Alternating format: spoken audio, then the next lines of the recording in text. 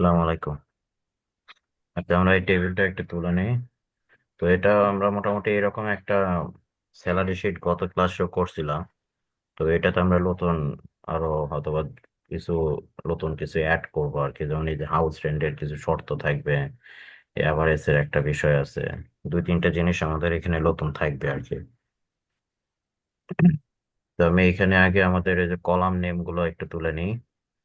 তো আমাদের কলাম আছে হচ্ছে যে নেম, তারপরে হচ্ছে যে ডেজিনেশন, বেসিক, হাউস রেন্ট, এগুলো। তো আমরা এখানে কলামের নাম দিয়ে দিচ্ছি নেম।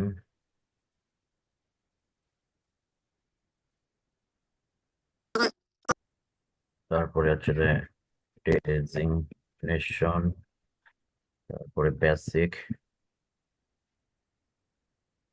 হাউস রেন্ট,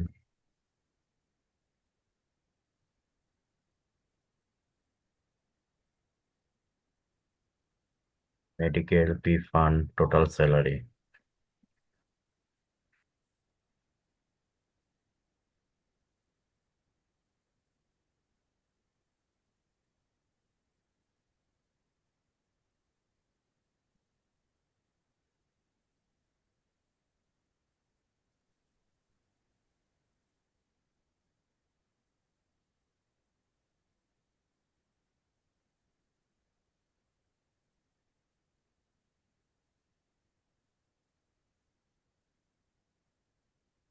মানে এভারেজ।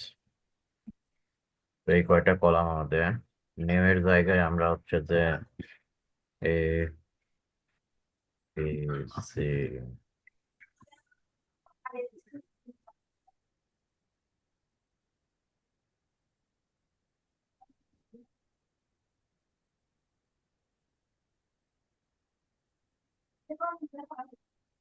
ডেজিগনেশন আমাদের আছে হচ্ছে যে এমডি, জিএম, ডাইরেক্টর।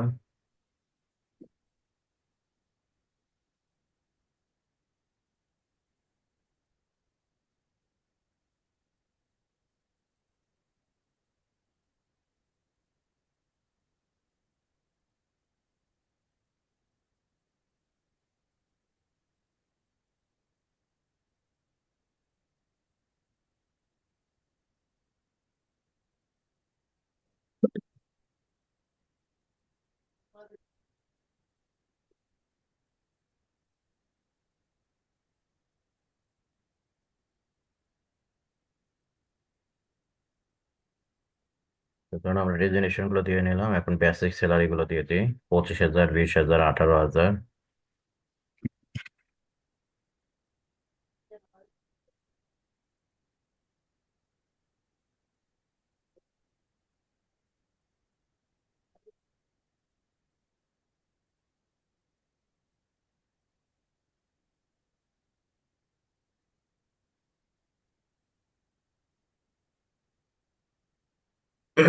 তো ধরুন আমার ডাটা গুলো এন্ট্রি করা শেষ, এখন আমরা জাস্ট এইগুলো নিয়ে একটু ইয়ে করে নেব, ফরম্যাটিংটা করে নেব। যেমন এগুলো আমরা গত ক্লাসেও দেখছিলাম যে নতুন র নেওয়ার দরকার পড়লে র কিভাবে নিতে হবে। তারপরে সেটা যদি আমরা আমাদের টেবিলের মাঝখানে চাই, সেটা কিভাবে কি করব, এগুলো আমরা গত ক্লাসে আলোচনা করা হয়েছে আর কি আপনাদের সাথে।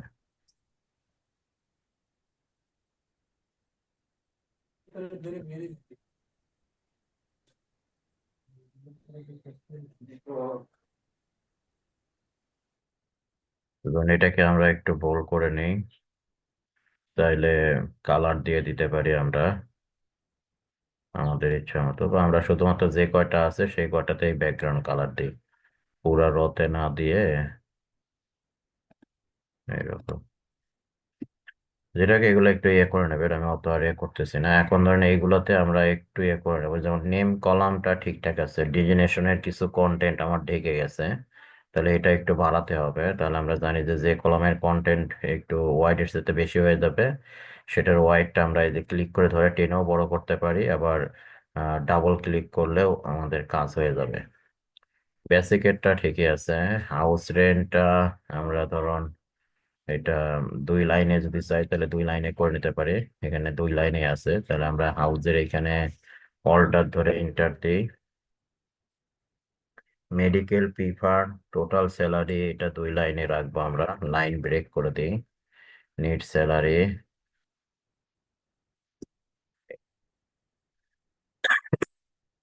এটার আমরা হচ্ছে যে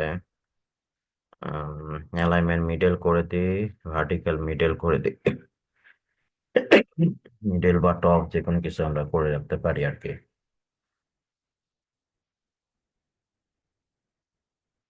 আর এগুলোকে আমরা এই পর্যন্ত আমাদের কাজ হবে এগুলো সিলেক্ট করি, যত যে পর্যন্ত সেল আমাদের কাজ করব সেই পর্যন্ত সেল এভাবে সিলেক্ট করে আমরা ফন্ট গ্রুপ থেকে বর্ডার, বর্ডার থেকে অল বর্ডার। তো এগুলো আমরা এই গত ক্লাসে এগুলো দেখাইছি, এগুলো নিয়ে কিভাবে কি কাজ করতে হবে এই আর কি। তো আমাদের এটা হয়ে গেল। আর এখন আসি আমরা আমাদের এই সেলগুলোতে আমাদের ভ্যালু বসাতে হবে। তো এইগুলো আমরা আমাদের এখানে এইটার ওপরে আমাদের কিছু শর্ত আছে। এই যে এই শর্ত, তো এই শর্তগুলো দেখে দেখে আমরা একটা একটা করে কাজ করবো আর কি। তো 1 নাম্বার 2 নাম্বার আমাদের লাগতেছে না, আমাদের 3 নাম্বারে বলছে পেপার সাইজ A4 করতে হবে। তো আমরা যে শিটে কাজ করতেছি, তো এই শিটের পেপার সাইজটা আমরা A4 করার জন্য আমরা চলে যাব হচ্ছে যে পেজ লেআউট ট্যাব। তো পেজ লেআউট ট্যাব থেকে আমরা এই যে সাইজ, এই পেজ সেটআপের সাইজে গিয়ে এটা ডিফল্ট ভাবে লেটার দেওয়া আছে, আমরা A4 করে দিলাম। তাহলে এটা A4 হয়ে গেল। আহ, এই যে A4 সাইজ আমাদের হয়ে গেছে।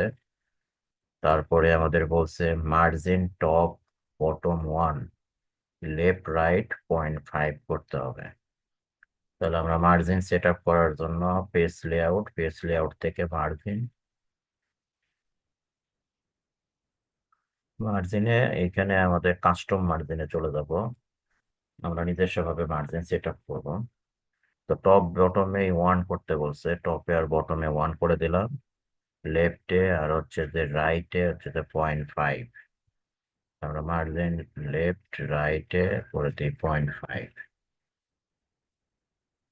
করে ওকে করে দিলে আমাদের 3 নাম্বারটা হয়ে গেল, 4 নাম্বারও হয়ে গেছে। তাহলে 3 নাম্বার 4 নাম্বার কমপ্লিট। এখন 5 নাম্বারে আমাদের হাউস রেন্টের কিছু বলছে, তো এটা আমি পরে বলতেছি। এটা কিভাবে কি কাজ করবো আমরা পরে এটা নিয়ে বিস্তারিত আলোচনা করব।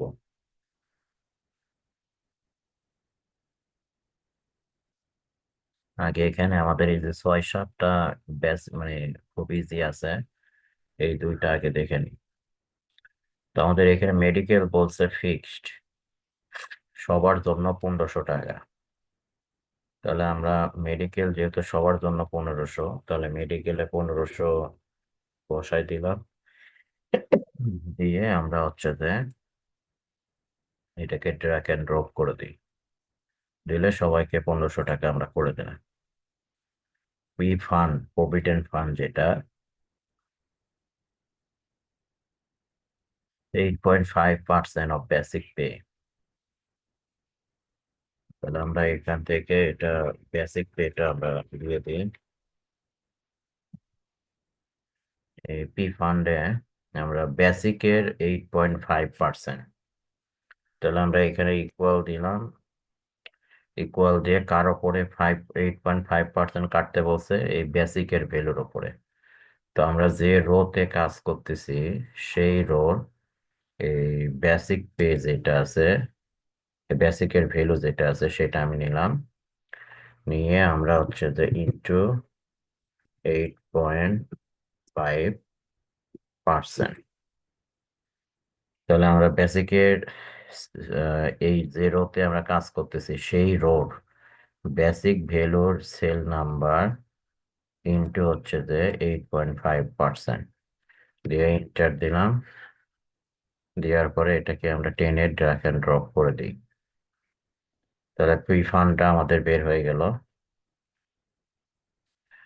এখন আমাদের এই টোটালটা বের করার আগে অবশ্যই হাউস রেন্টটা বের করতে হবে।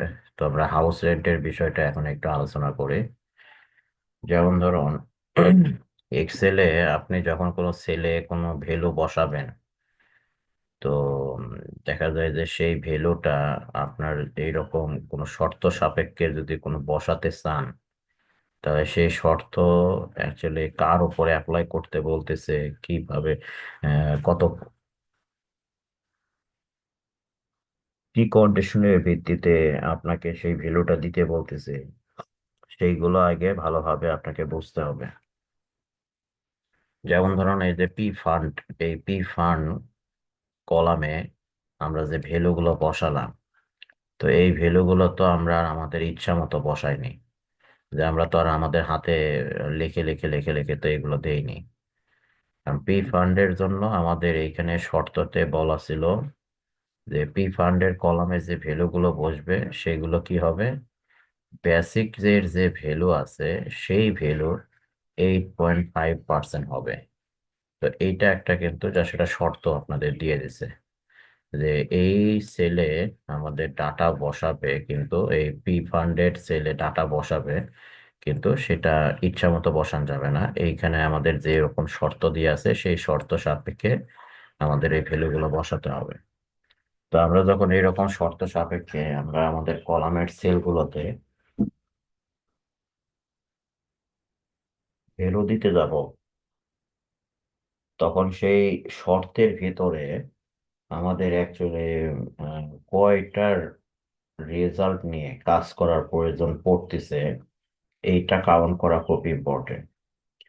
কারণ এক্সেলে আমরা হচ্ছে যে যখন কোনো শর্ততে আমাদের একটাই আউটপুট বের করার কথা বলে বা একটাই রেজাল্ট বের করার কথা বলে, যেমন এই প্রভিডেন্ট ফান্ডের যে শর্তটা দিছে সেই শর্তটা হচ্ছে যে বেসিকের 8.5% হবে। তো এই শর্ততে আমার কিন্তু রেজাল্ট বের করতে হচ্ছে একটাই, জাস্ট 8.5%, এই একটাই রেজাল্ট বের করতে হচ্ছে। তো আমরা যখন কোনো শর্ততে এইরকম একটা রেজাল্ট নিয়ে কাজ করব, তো সেই শর্তগুলো আমাদের নর্মালি ম্যানুয়াল যে আহ, ইয়েগুলো করা লাগে, সরি, ম্যানুয়াল যে ক্যালকুলেশন গুলো বা সিম্পল ক্যালকুলেশন গুলো, তো সেই সিম্পল ক্যালকুলেশন গুলো আমাদের অ্যাপ্লাই করে কাজ করতে হয়। আর এক্সেলে আমাদের আহ, কিছু ফাংশন আছে, মানে অনেক ধরনের রেডিমেড ডিফল্ট কিছু ফাংশন পাবো। তো কাজ করতে গেলে আমাদের এই ফাংশন অনেক সময় নিয়ে কাজ করার প্রয়োজন পড়ে। তো এর ভিতরে এক্সেলে আপনার যখন কোনো কন্ডিশনের উপর ডিপেন্ড করে আপনারা কোনো কাজ করবেন, তখন এই কন্ডিশনের বিপরীতে আপনার যে রেজাল্টটা, তো সেই রেজাল্টটা বসানোর ক্ষেত্রে সবচেয়ে বেশি এক্সেলে আপনার ইফ ফাংশনটা নিয়ে কাজ করতে হয়। তো যেখানে দেখবেন কন্ডিশন, তো সেখানে আপনাকে এই ইফ ফাংশনটা ব্যবহার করে আপনাকে কাজ করতে হবে। মোট কথা ইফের ব্যবহার এক্সেলে সবচাইতে বেশি। তো এক্সেলে যেহেতু আপনার এই ইফ ফাংশনের ব্যবহারটাই বেশি হয়, তো এখন এখানে কাজ করতে গিয়ে আমাদের একটা প্রবলেম ফেস করতে হয়। সেটা হচ্ছে যে এই ইফ ফাংশনটা আমি কোন শর্তের ক্ষেত্রে ইফ ফাংশনটা ব্যবহার করব আর কোন শর্তের ক্ষেত্রে ইফ ফাংশনটা ব্যবহার করব না। এখন ইফের ব্যবহার বেশি হয় বলে যে আমরা যেখানে সেখানে ইফটা ব্যবহার করব, এইরকম কিছু না। দেখা গেল যে আমাদের এখানে যে শর্তগুলো থাকবে, তো সেই শর্তগুলোর ভেতরে আমরা কোন শর্তের ক্ষেত্রে ইফটা নিয়ে আমাদের কাজ করতে হবে আর কোন শর্তের ক্ষেত্রে নর্মালি আমরা কাজ করব। নর্মাল ক্যালকুলেশন বলতে এই যে যোগ করা, বিয়োগ করা, পার্সেন্টেজ বের করা, ভাগ করা, এই ধরনের। তো এইটা যদি বুঝতে না পারে, তাহলে কিন্তু আমাদের অ্যাকচুয়ালি এক্সেলে কাজ করা খুব কঠিন হয়ে যাবে। তো এটা বোঝার সহজ উপায় যেটা, সেইটা হচ্ছে যে আমরা যখন কোনো শর্ততে, মানে শর্ত নিয়ে কাজ করব, তখন সেই শর্ততে আমি ইফ ব্যবহার করব কি করব না, এইটার জন্য আমাকে দেখতে হবে ওই শর্তের ভেতরে আপনাকে রেজাল্ট বের করতে বলতেছে কয়টা। তো আমাদের শর্ততে যদি রেজাল্ট যদি একের অধিক বের করতে বলে, তাহলে সেই শর্তের ক্ষেত্রে আপনাকে অবশ্যই ইফ ব্যবহার করে কাজ করতে হবে। আর যদি দেখেন যে আপনি যে শর্তটা নিয়ে কাজ করবেন, সেই শর্ততে যদি আপনাকে শুধুমাত্র একটা রেজাল্ট বের করে নিয়ে কাজ করার প্রয়োজন পড়ে, তাহলে সেই শর্ততে আপনার ইফ ব্যবহার করার দরকার নাই। এইটা হচ্ছে যে সবচেয়ে ইজি ওয়ে আর কি বোঝার। তো যেমন ধরুন আমাদের এই যে প্রভিডেন্ট ফান্ড, আর এই যে শর্ত যেটা দিচ্ছে আমাদের, এই যে provident fund 8.5% of basic pay, আমাদের বেসিকের ওপরে 8.5% বের করতে হবে প্রভিডেন্ট ফান্ড কলামে। তো সেক্ষেত্রে এই যে এইটা হচ্ছে যে আমাদের রেজাল্ট 8.5%। তো এই শর্ততে কিন্তু আমার এই একটাই রেজাল্ট, শুধু এই 8.5% আমাকে বের করতে হবে। এটাই কিন্তু আমার রেজাল্ট একটা। তো আমাদের যখন এরকম একটা রেজাল্ট থাকবে আমাদের শর্তের ভেতরে, তখন আমাদের এই ইফ ফাংশন ব্যবহার করার দরকার নাই। নর্মালি আমরা আহ, সেটা ক্যালকুলেশন করে আমরা কাজ করব। আর যখন কোনো শর্ততে দেখবেন যে আমাদের ইফ ফাংশন মানে রেজাল্ট আমাদের ওই ইফ কন্ডিশনের ভিতরে বা শর্ততে আমাদের রেজাল্ট একের অধিক চাইছে, তো এই একের অধিক রেজাল্ট বের করার জন্য তখন আমাদের এই ইফ ব্যবহার করে কাজ করতে হবে। যেমন ধরেন আমাদের এখানে যে হাউস রেন্টের যে শর্তটা বলছে, এই যে হাউস রেন্ট, তো আমরা এখানে কাজ করার ক্ষেত্রে হাউস রেন্টের সেলে তো আমাদের ভ্যালু বসাতে হবে।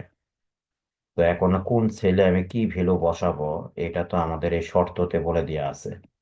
তো এখানে দেখেন হাউস রেন্টের যে শর্তটা আছে, তো এই শর্ততে বলছে যে যদি বেসিকের ভ্যালু 20,000 টাকা বা তার বেশি হয়, মানে এখানে ইংলিশ ভাষা আছে সেটা আমি বাংলাতে বলতেছি, যে এই যে যদি basic greater than or equal to 20,000, মানে বেসিকের ভ্যালু, যদি বেসিকের ভ্যালু 20,000 টাকা বা তার সমান হয়, তাহলে আমাদের হাউস রেন্টের ভ্যালু কাটতে হবে বেসিকের 50%। তো আমাদের এই শর্ততে এই যে এইটা একটা রেজাল্ট, 50% একটা রেজাল্ট বের করতে হবে আমাদের। তারপরে আবার এখানে বলছে 25% of basic if basic is greater than or equal 15,000, যে যদি এই যে ইফ মানে যদি বেসিক 15,000 বা তার সমান হয়, তাহলে আমাদের বেসিকের ওপরে কাটতে হবে 55%। তো এটা হচ্ছে যে আমাদের একটা রেজাল্ট। আবার বলছে যে যদি 15,000 টাকার কম হয়, তাহলে বেসিকের ওপর কাটতে হবে 60%। তো এই শর্ততে দেখেন আমাদের রেজাল্ট কিন্তু আছে তিনটা। এটা হচ্ছে যে 50% বের করতে হবে, একটা 55% বের করতে হবে, আর একটা 60% বের করতে হবে। তো আমরা এখানে যেহেতু রেজাল্ট তিনটা পেলাম, তো এই শর্ত নিয়ে যদি আমরা কাজ করতে চাই, তো আমাদের যেহেতু রেজাল্ট তিনটা, তার মানে আমাদের অবশ্যই এই শর্ত নিয়ে যদি আমরা কাজ করতে চাই, তাহলে আমাদের অবশ্যই ইফ ফাংশন ব্যবহার করে কাজ করতে হবে। কারণ আমরা যেহেতু বলছি যে যদি আমাদের শর্তের ভেতরে একের অধিক বলতে দুইটাও হতে পারে, তিনটাও হতে পারে, পাঁচটাও হতে পারে। তো একের অধিক যখনই আমাদের রেজাল্ট থাকবে একটা শর্তের ভেতরে, তো তখনই আমাকে সেই শর্ত নিয়ে কাজ করার জন্য ইফ ফাংশন ব্যবহার করে কাজ করতে হবে। আর যে শর্তের ভিতরে শুধুমাত্র একটাই রেজাল্ট থাকবে, তো সেই শর্ততে আমাদের ইফ ব্যবহার করার দরকার নাই, সেটা আমরা দেখা গেল যে নর্মালি আমরা কাজ করবো আর কি। তো এইটা হচ্ছে যে বোঝার সবচেয়ে সহজ উপায়, যে শর্ততে যদি দেখেন একের অধিক রেজাল্ট থাকবে, যদি শর্ততে একের অধিক রেজাল্ট বের করতে বলে, তাহলে আমরা আহ হচ্ছে যে এই ইফ ফাংশন ব্যবহার করে কাজ করব। আর যদি আমাদের শর্ততে যদি শুধুমাত্র একটা রেজাল্ট থাকে, তাহলে আমরা নর্মালি সেটা শুধু ক্যালকুলেশন নিয়ে কাজ করব। এটা কি বুঝতে পারলাম আমরা?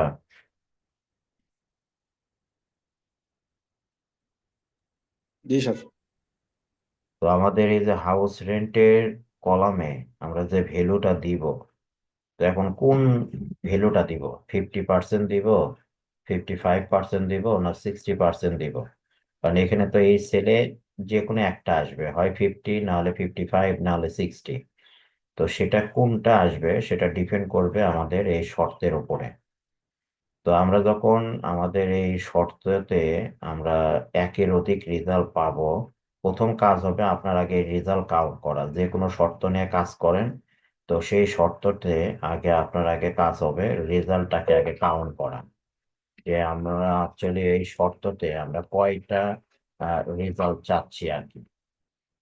আচ্ছা, একটা মিনিট একটু সময় দেবেন।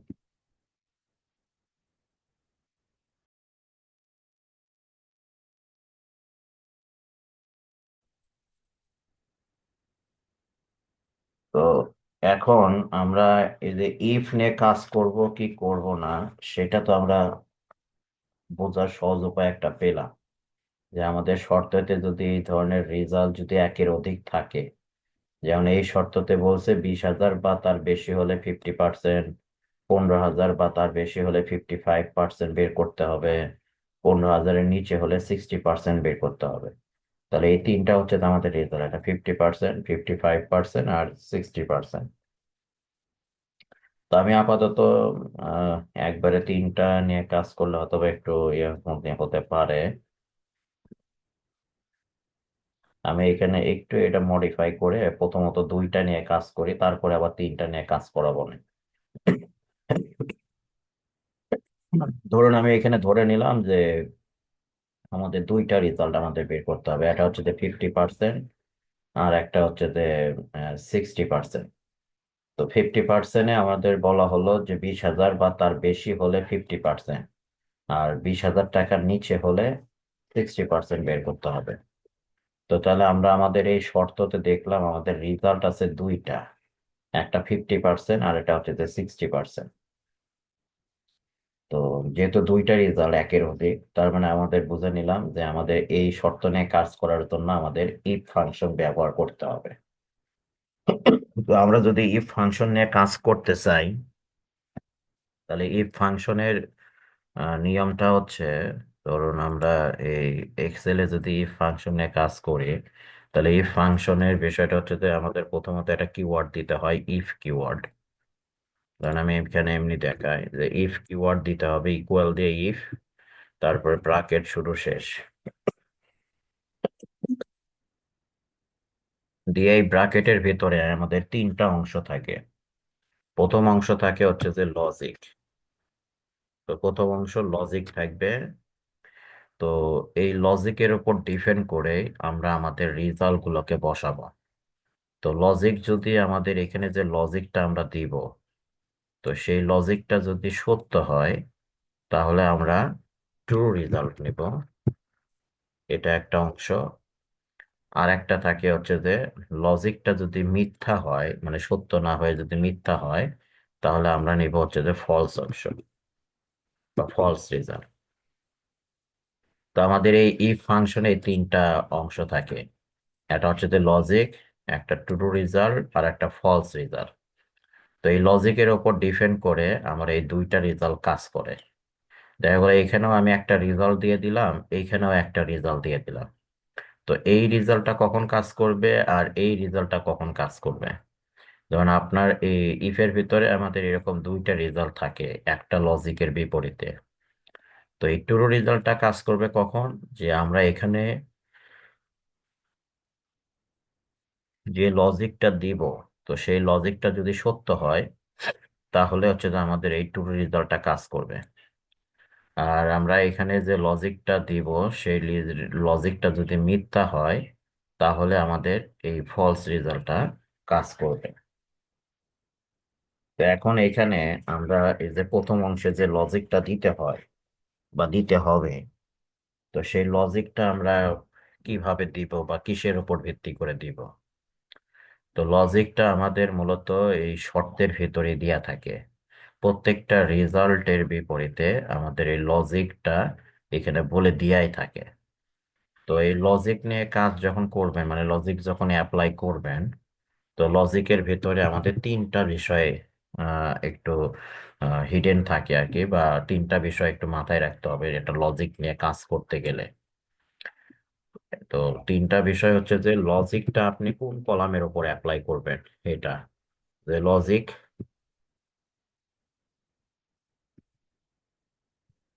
Column name. তো লজিক কলাম এটা একটা বিষয়।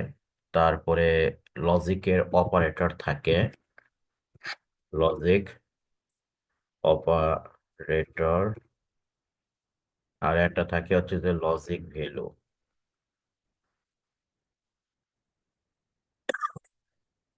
তো একটা লজিকের ভেতরে এই তিনটা অংশ থাকে, একটা লজিক কলাম, লজিক অপারেটর, আর হচ্ছে যে লজিক ভ্যালু।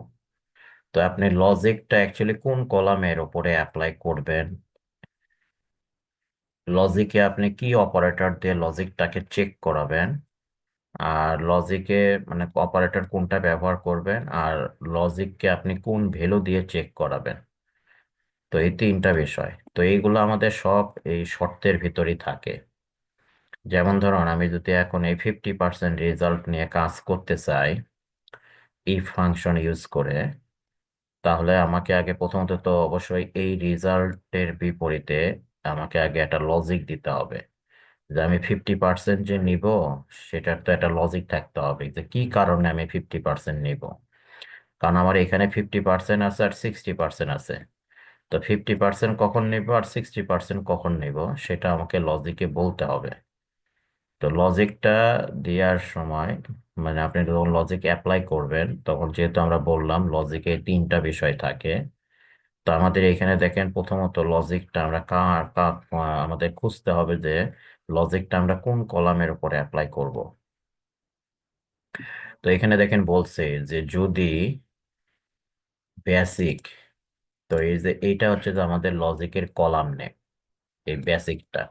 কারণ আমাদের এই টেবিলের ভিতরে কিন্তু বেসিক নামের একটা কলাম আছে। তো এই বেসিক কলামের এই ভ্যালুগুলোকে ধরে কিন্তু আমাকে লজিকটা অ্যাপ্লাই করতে হবে। তো আমরা বলে দিতে পারি যে যদি লজিকে আমাদের কলাম নেমটা কিন্তু আমরা পেয়ে গেলাম, যে কলাম নেম আমরা কোন কলামের উপরে অ্যাপ্লাই করব, বেসিক কলামের উপরে। তারপরে সেই লজিকের ভেতরে আমাদের কিছু অপারেটর থাকে। তো অপারেটর আমাদের বেশ কিছু অপারেটর থাকতে পারে, যেমন এটা শর্তের উপর ডিপেন্ড করে কাজ করবে। তো অপারেটর আপনার হতে পারে এরকম হতে পারে যে সমান সমান সমান অপারেটর হতে পারে, ইকুয়াল অপারেটর। তারপরে হচ্ছে যে এরকম গেটার দেন অপারেটর হতে পারে, লেস দেন, তারপরে হচ্ছে যে এরকম গেটার দেন, আবার হচ্ছে যে greater than equal, less than equal. তো এই ধরনের অপারেটর আমরা মূলত আহ, একটা লজিকের ক্ষেত্রে আমরা ব্যবহার করে থাকি, নট ইকুয়াল। তারও বেশ কিছু অপারেটর আছে। তো বেসিক লেভেলে আপনার এই 4-5টা অপারেটর একটু বেশি ব্যবহার হয়। তো আমাদের এখানে দেখেন কি অপারেটর ইউজ করতে হবে। এখানে বলছে যে গ্রেটার দেন অর ইকুয়াল।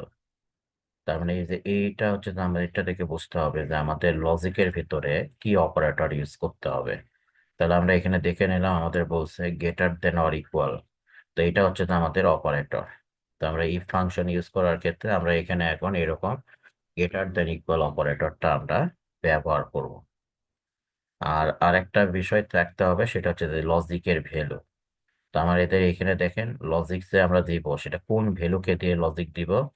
এই যে এখানে বলে দিয়েছে 20,000। যেখানে যেহেতু বলছে যে যদি বেসিকের ভ্যালু 20,000 বা তার 20,000-এর বড় বা তার সমান হয়, তো এই যে এটা হচ্ছে যে আমাদের লজিকের ভ্যালু। তো আমরা দেখেন আমাদের এই শর্ততেই আমরা কিন্তু লজিকের এই তিনটা বিষয় সবসময় পেয়ে যাব। তো সেই ধরনের শর্ত নিয়ে কাজ করতে গেলে আপনাকে আগে শর্তটা ভালোভাবে বুঝতে হবে, যে শর্তের ভেতরে আপনার লজিক কোন কলামে অ্যাপ্লাই করব, কি অপারেটর ইউজ করব,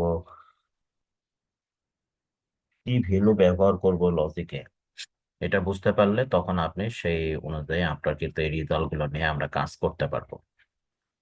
তো এখন আমরা এখানে যদি আমরা এই ফাংশন ব্যবহার করি, তাহলে দেখেন যে আমরা প্রথমত একটা ইকুয়াল চিহ্ন দিলাম, দেওয়ার পরে ইফ ব্র্যাকেট শুরু ব্র্যাকেট শেষ। তাহলে ইফ দিয়ে ব্র্যাকেট শুরু শেষ করে এর ভিতরে ব্র্যাকেটের ভিতরে কার্সর রাখলে এইখানে দেখেন আমরা ওই যে তিনটা অংশের কথা বলছি সেই তিনটা অংশে আছে। এটা হচ্ছে যে logical test, value if true মানে ট্রু ভ্যালু, আর একটা হচ্ছে যে ফলস ভ্যালু। এটা লজিক টেস্ট, ট্রু ভ্যালু আর ফলস ভ্যালু। তো আমরা প্রথমত আগে লজিক দিব, যে লজিকটা যদি সত্য হয় তাহলে এখানে আমরা একটা ট্রু ভ্যালু বসাবো, আর লজিকটা যদি মিথ্যা হয় তাহলে ফলস ভ্যালু বসাবো। তো অ্যাকচুয়ালি ট্রু ফলস এটা আপনি ওইভাবে কাউন্ট না করলেও হবে, আপনি হচ্ছে যে এই শর্ততে আপনার যে রেজাল্ট আছে সেটা দেখে দেখে কাজ করলেই হবে। যেমন ধরেন আমি এখন এই 50% নিয়ে কাজ করতে চাচ্ছি, এই রেজাল্টটা নিয়ে কাজ করব। তাহলে এই রেজাল্টটা নিয়ে কাজ করার জন্য আমাকে প্রথমত একটা লজিক দিতে হবে। তো লজিকটা যদি আমাদের সত্য হয় তাহলে এই পার্সেন্টেজটা কাজ করবে, আর লজিক যদি মিথ্যা হয় তাহলে এটা কাজ করবে। যেহেতু আমাদের দুইটা রেজাল্ট, তো একটা লজিকের বিপরীতে আমরা যেহেতু দুইটা রেজাল্ট পাই, তো দুইটা রেজাল্ট থাকলে আপনাকে একটা ইফ নিয়ে কাজ করলেই হবে। তো ইফ নিয়ে কাজ করার ক্ষেত্রে আরেকটা প্রবলেম আমাদের ফেস করতে হয়, সেটা হচ্ছে যে অনেক সূত্রতে বা অনেক শর্ততে আমাদের আবার মাল্টিপল ইফ ব্যবহার করতে হয়, মানে ইফের ভিতরে আবার ইফ নিয়ে কাজ করতে হয় এরকম। তো কখন আবার আমরা সিঙ্গেল ইফ নিয়ে কাজ করব, আবার কখন হচ্ছে যে আমরা মাল্টিপল ইফ নিয়ে কাজ করব, সেটাও আমাদের এই রেজাল্ট গুলো দেখে আমাদের বুঝতে হবে। তো আমাদের রেজাল্ট যে কয়টা থাকবে আমার তার চাইতে একটা কম ইফ ব্যবহার করতে হবে। মোট কথা ধরুন আমার এখন এই শর্ততে আমার এই 50% একটা রেজাল্ট আর 60% একটা রেজাল্ট। আমি ধরেন এইটা আমি বাদ দিয়ে দিছি, এটা আমি আপাতত আর দেখাচ্ছি না। তাহলে 50% একটা রেজাল্ট, 60% একটা রেজাল্ট। তো যেহেতু দুইটা রেজাল্ট আছে তার মানে আমার ইফ ব্যবহার করতে হবে একটা। যদি রেজাল্ট থাকতো তিনটা তাহলে আমরা ইফ ব্যবহার করতাম দুইটা। মূলত আমাদের এই যে শেষের যে রেজাল্টটা থাকে, এই শেষের রেজাল্টের জন্য আমাদের কোনো লজিক ইউজ করার দরকার পড়ে না। আমরা এখানে প্রথম যে রেজাল্ট থাকবে, দ্বিতীয় যে রেজাল্ট থাকবে, সেগুলোর রেজাল্টের বিপরীতে একটা করে লজিক দিব। কিন্তু আমাদের শেষের যে রেজাল্টটা থাকে, তো শেষের রেজাল্টের জন্য আপনার কোনো লজিক দেওয়ার প্রয়োজন পড়বে না আর কি এরকম। তো এখন ধরুন আমরা যেহেতু তিনটা নিয়ে কাজ করতেছি না, আমি দুইটা নিয়ে কাজ করতেছি, তার মানে আমি এটার জন্য একটা ইফ ব্যবহার করব। আর এটা যেহেতু একবারে শেষে, এরপরে তো আমরা আর কোনো রেজাল্ট নাই, তাহলে এটার জন্য আমার কোনো ইফ ব্যবহার করার দরকার নাই। জাস্ট আমি একটা ইফ ব্যবহার করে এই দুইটা রেজাল্ট আমরা এখানে দিয়ে দেবো, কারণ একটা ইফের ভিতরে আমাদের দুইটা রেজাল্ট থাকে, একটা ট্রু রেজাল্ট আর একটা ফলস রেজাল্ট। তো তাহলে আমরা এখানে ইফ দিয়ে আমরা এখানে বলে দিই, ইফ বলতে যদি, যে যদি আমাদের শর্ততে কি বলছে, যে যদি, এখন আমরা লজিক যেহেতু দিব, তো লজিকটা আমরা কোন কলামের উপরে অ্যাপ্লাই করব, এই বেসিক কলামের উপরে। তো আমরা এখন এখানে বলে দিচ্ছে যে যদি এই বেসিক এর ভ্যালু, তো আমরা যে রোতে কাজ করতেছি ওই রোতে বেসিকের যে ভ্যালুটা, সেই ভ্যালুটা আমার এখানে বসাতে হবে। তো এখন এখানে বেসিকের ভ্যালু বলতে বেসিকের সেল নাম্বারটা নিলেই আমার এখানে কত ভ্যালু আছে সেটা আমার এখানে বসে যাবে। তো আমি এখানে যা সেই সেল নাম্বারের উপর ক্লিক করলাম, যে যদি বেসিক, তো আমি কলাম নেমটা নিয়ে নিলাম, কারণ আমরা জানি যে আমাদের একটা লজিকের ভিতরে আমাদের এই তিনটা অংশ থাকে, একটা কলাম নেম, একটা অপারেটর। তো এখন কলাম নেম আমি পেয়ে গেছি, কলাম নেম বসে দিছি, এখন আমার দরকার এখানে অপারেটর ইউজ করা। তো আমাদের এখানে দেখেন অপারেটরটা আমরা ব্যবহার করব গ্রেটার দেন অর ইকুয়াল, এই অপারেটরটা আমরা ব্যবহার করব। তো যার কারণে এখানে এখন আমরা বলে দিই যে গ্রেটার দেন ইকুয়াল, যে যদি বেসিকের ভ্যালু এই স্মৃতি বলতে এই ভ্যালু, যে যদি বেসিকের এই ভ্যালু কি হয়, কত টাকা দিয়ে চেক করতে হবে আমাদের, 20,000 টাকা দিয়ে। যে আমরা এখানে বলে দিলাম 20,000 টাকা, 20,000 টাকার সমান বা তার বড়। এই যে গ্রেটার দেন ইকুয়াল বলতে 20,000 টাকাকেও ও চেক করবে, আবার 20,000 টাকার বড় ভ্যালুকেও ও চেক করবে। পরে যদি দেখে যে আম, আমাদের লজিকটা সত্য, তাহলে এখানে আপনার ট্রু রেজাল্টে আসবে।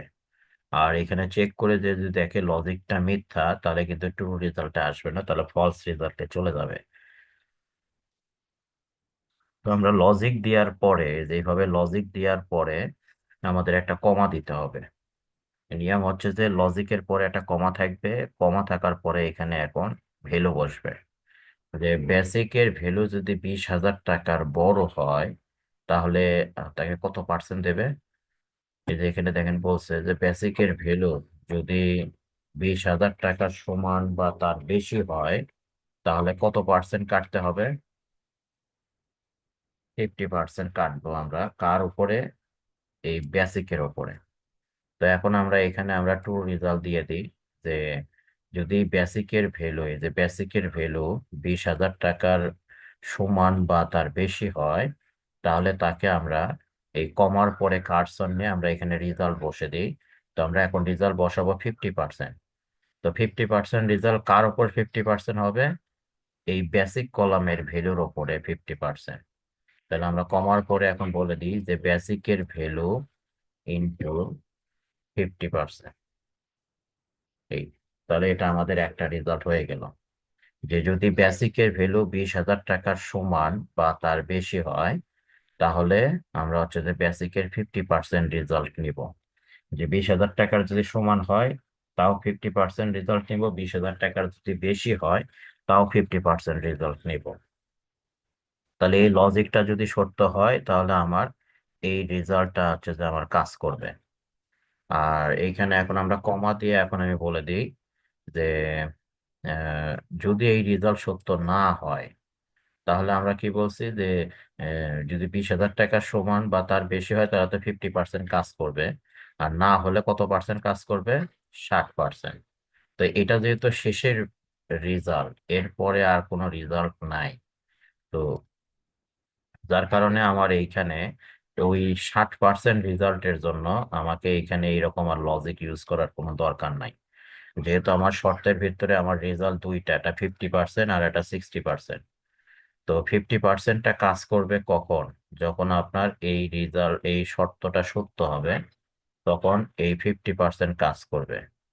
আর রেজাল্টটা যদি মিথ্যা হয়, যে 20,000 টাকার যদি সমান বা বেশি না হয়, তাহলে তাকে হাউস রেন্ট দিতে হবে হচ্ছে যে বেসিক ইন্টু 60%। তো বেসিকের 60% আমি দিয়ে দিলাম। তো এইখানে এই যে বেসিকের 60%, এইটার এই রেজাল্টের জন্য আমাকে আর এখানে কিন্তু ইফ বা লজিক দেওয়ার কোনো দরকার পড়বে না। দিলেও কোনো সমস্যা নাই, কিন্তু না দিলেও কোনো সমস্যা নাই। তো দিতে গেলে বরং আরো অসুবিধা হতে পারে কি, যে কোনো কারণে যদি অপারেটর একটু মিসিং হয় বা ভুল হয়, তাহলে কিন্তু রেজাল্টটা আসবে না। তো এখানে দিলেও যা না দিলেও যেহেতু তাই, তো সেক্ষেত্রে এটা আমরা এইভাবে শুধুমাত্র বলে দিলেই হবে। তো এই ছিল মূলত আমাদের ইফ ফাংশনের কাজ। তো এই ফাংশনের কাজ হচ্ছে যে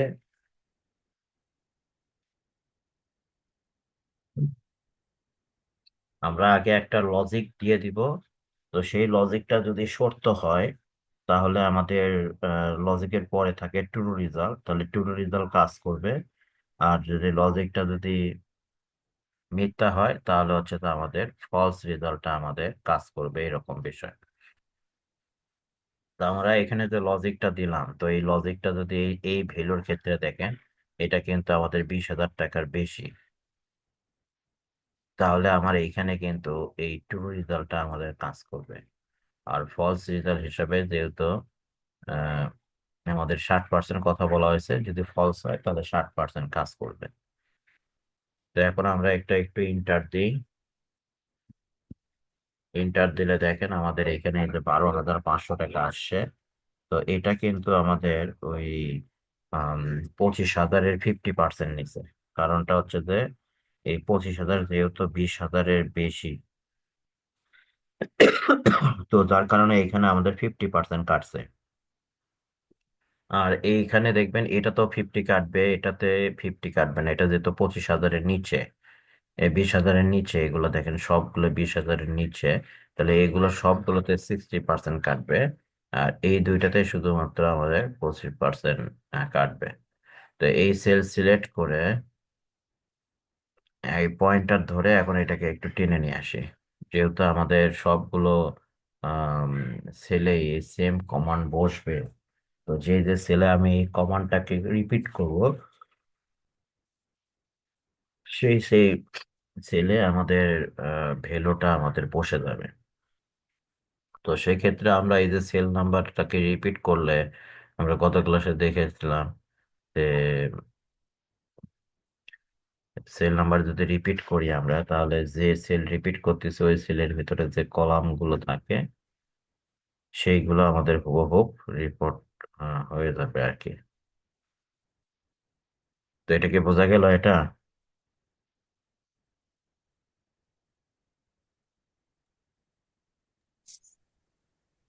জি স্যার।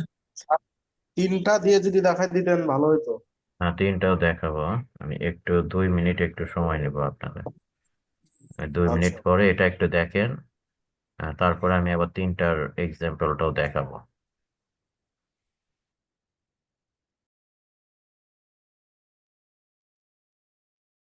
আচ্ছা, এখন দেখেন আমরা তিনটা রেজাল্টের বিষয়টা নিয়ে যদি কাজ করতে চাই,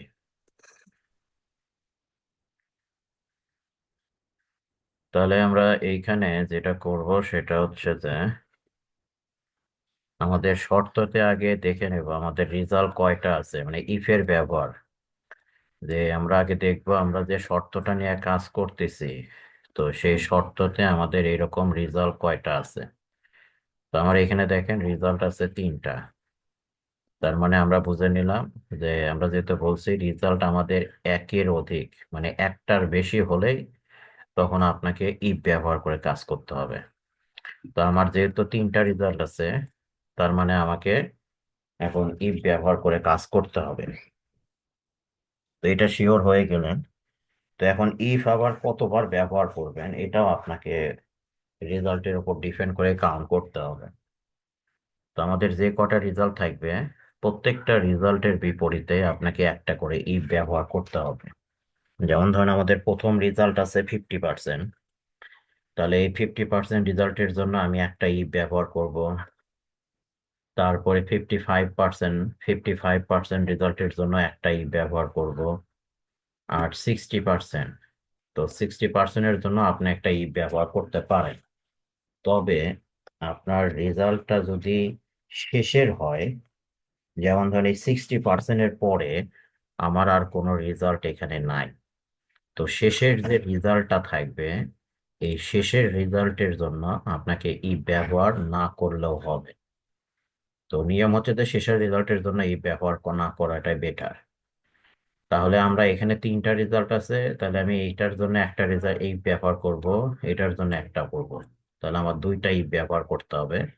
আর এইটা যেহেতু শেষে, তাহলে এটার জন্য আমার কোনো ইফ ব্যবহার করার কোনো দরকার নাই।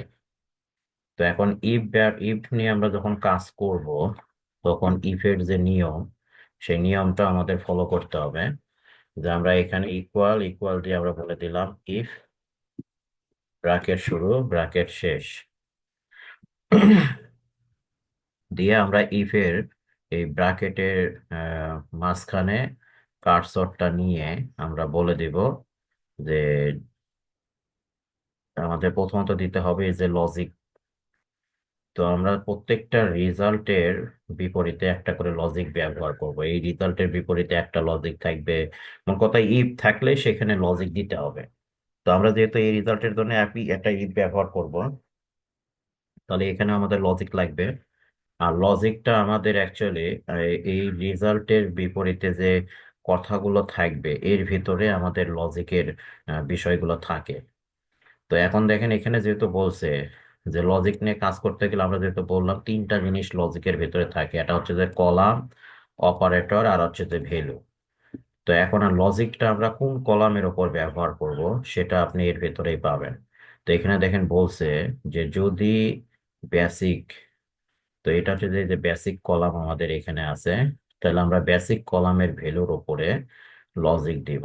তাহলে আমি বলে দিই যদি বেসিক নিলাম, তারপরে বলছে গ্রেটার দেন অর ইকুয়াল, তো এটা হচ্ছে তো আমাদের অপারেটর। তো কলাম নেম নেওয়ার পরে আমাদের অপারেটর নিতে হয়। তাহলে আমরা এখানে বলে নিচ্ছি যে যদি বেসিক মানে কলাম নেম নিয়ে নিলাম, তারপরে এখন আমরা অপারেটর দিব গ্রেটার দেন ইকুয়াল। তো আপনাকে যদি শুধু বলা হতো যে যদি বেসিক 20,000 টাকার বেশি হয়, তাহলে কিন্তু আমাদের এখানে গ্রেটার দেন আর ইকুয়াল দেওয়ার দরকার নাই, তাহলে তখন আমি শুধুমাত্র গ্রেটার দেন দিতাম। যেহেতু শুধু বলছে 20,000 টাকার বেশি, আর যদি বলে 20,000 টাকার বেশি বা তার সমান, তো এটার অর্থ হচ্ছে যে 20,000 টাকাকেও সে চেক করবে, 20,000 টাকার বেশি ভ্যালুকেও সে চেক করবে, যেহেতু সমানের কথা বলছে। আর যদি আপনি শুধু চেক করতে চান 20,000 টাকার বেশি, তাহলে আপনাকে এখানে শুধু গ্রেটার দেন দিলেই হবে। যদি সমান সমান চেক করতে চায় তাহলে আমাদের দিতে হবে ইকুয়াল। যদি ছোট চেক করতে চায় তাহলে লেস দেন দিতে হয়, যদি ছোট বা তার সমান চেক করতে চায় তাহলে লেস দেন ইকুয়াল দিতে হয়। এই ধরনের অপারেটর গুলো আমরা ব্যবহার করব। তো আমাদের এখানে গেট সমান বা তার বড় যেহেতু বলছে, যার কারণে আমরা এই যে গ্রেটার দেন ইকুয়াল দিলাম। আর এইখানে আমাদের এখন ভ্যালু হবে হচ্ছে যে এই 20,000 টাকা। তাহলে এখানে আমরা এখন ভ্যালু দিয়ে দিই, কারণ লজিকে তিনটা জিনিস থাকে, একটা কলাম নেম, একটা অপারেটর, আর একটা ভ্যালু। তো আমরা এখানে বলে দিলাম যে 20,000। তাহলে এটা হচ্ছে যে আমাদের লজিক। তো লজিকের পরে রেজাল্ট নেয়ার জন্য আমাদের একটা কমা দিতে হয়। তো আমরা এই যে লজিকের অংশের পরে, লজিক অংশের পরে আমরা একটা কমা দিলাম, কমা দিয়ে এখন এখানে রেজাল্ট বসাবো। তো রেজাল্ট আমরা কি বসাবো? 50%। তো 50% কার 50%? এই বেসিক কলামের 50%। তাহলে আমরা এখানে এখন বলে দিই যে বেসিক ইন্টু এই বেসিক কলামের যেহেতু 50% বা বেসিক ভ্যালুর যেহেতু 50% নিতে বলছে, তাহলে আমরা এখানে বলে দিলাম বেসিক ইন্টু 50%। তো এটা হচ্ছে যে আমাদের একটা রেজাল্ট হয়ে গেল। তো রেজাল্টের পরেও আবার আমাদের একটা কমা দিতে হয়, লজিকের পরেও কমা দিতে হয়, রেজাল্টের পরেও কমা দিতে হয়। তাহলে আমাদের একটা হয়ে গেল। এখন আসি আমরা পরবর্তী রেজাল্ট নিয়ে কাজ করব, 55%। তো এটা নিয়ে কাজ করতে গিয়েও আমি দেখতেছি আমার এইখানে এই যে লজিক অ্যাপ্লাই করতে হবে, কারণ লজিক অ্যাপ্লাই না করলে তো এটা আমি দিতে পারবো না। তো যার কারণে এখন এইখানে আমি এখন এই কমার পরে আবার একটা ইফ দিব, ইফ দিয়ে ব্র্যাকেট শুরু ব্র্যাকেট শেষ। তো এটা দেখেন এখন এই যে ইফের ব্র্যাকেটের ভিতরে আমি কিন্তু ইফ নিলাম। তো এই এই ইফটা কিন্তু আপনার এই ব্র্যাকেটের এই এই প্রথম ইফের ব্র্যাকেটের পরে নিলে কিন্তু হবে না। এখন এরপরে আপনি যত ইফ ব্যবহার করবেন প্রত্যেকটা ইফ একটা আর একটা ইফের ভিতরে ইনক্লুড থাকবে। যেমন এই ইফের ব্র্যাকেটের ভিতরে আমি এখন এই ইফ নিয়ে কাজ করতেছি। এখন যদি আমার আরেকটা ইফ দরকার পড়ে তাহলে সেই ইফটা আমি হচ্ছে যে এইখানে যে ইফটা নিলাম সেই ইফের ব্র্যাকেটের ভিতরে কাজ করব, মানে কখনো বাইরে যাওয়া যাবে না। তাহলে আমার 50% রেজাল্ট হয়ে গেল। এখন আমি কাজ করব 55%। তো আমি এখানে এই যে কার্সরটা রাখলাম ইফ নিয়ে, যে ইফ দিয়ে আমি কার্সরটা রাখলাম, রাখার পরে এখন লজিক দিই। তো 55% লজিক এটাও দেখেন আমাদের বলছে যদি বেসিকের ভ্যালু, তার মানে এইখানেও আমাকে হচ্ছে যে এই বেসিক কলাম নিয়ে কাজ করতে হবে। এই দ্বিতীয় লজিকেও যে আমি বলে দিচ্ছি যে ইফ এই বেসিক ইন বেসিক, আর এখানে অপারেটর কি হবে, এটা আমাদের কলাম নিলাম। আর এখানেও অপারেটর দেখেন গ্রেটার দেন অর ইকুয়াল। তাহলে এখানেও আমরা দিয়ে দিয়ে হচ্ছে যে গ্রেটার দেন ইকুয়াল, যে যদি বেসিকের ভ্যালু গ্রেটার দেন ইকুয়াল। এখন দ্বিতীয় রেজাল্টের ক্ষেত্রে আমাদের ভ্যালু কত নিতে বলছে? 15,000।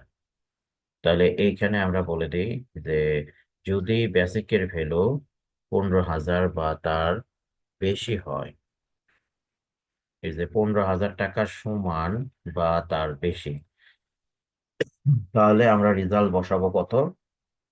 তাহলে এই যে এটা আমাদের ইফ এর ব্র্যাকেট, এই ব্র্যাকেটের ভিতরে যে লজিকের পরে আমরা একটা কমা দিয়ে দিব আবার। প্রত্যেকটা লজিকের পরে কমা, রেজাল্টের পরে কমা, এগুলো কমা কিন্তু মিস করা যাবে না।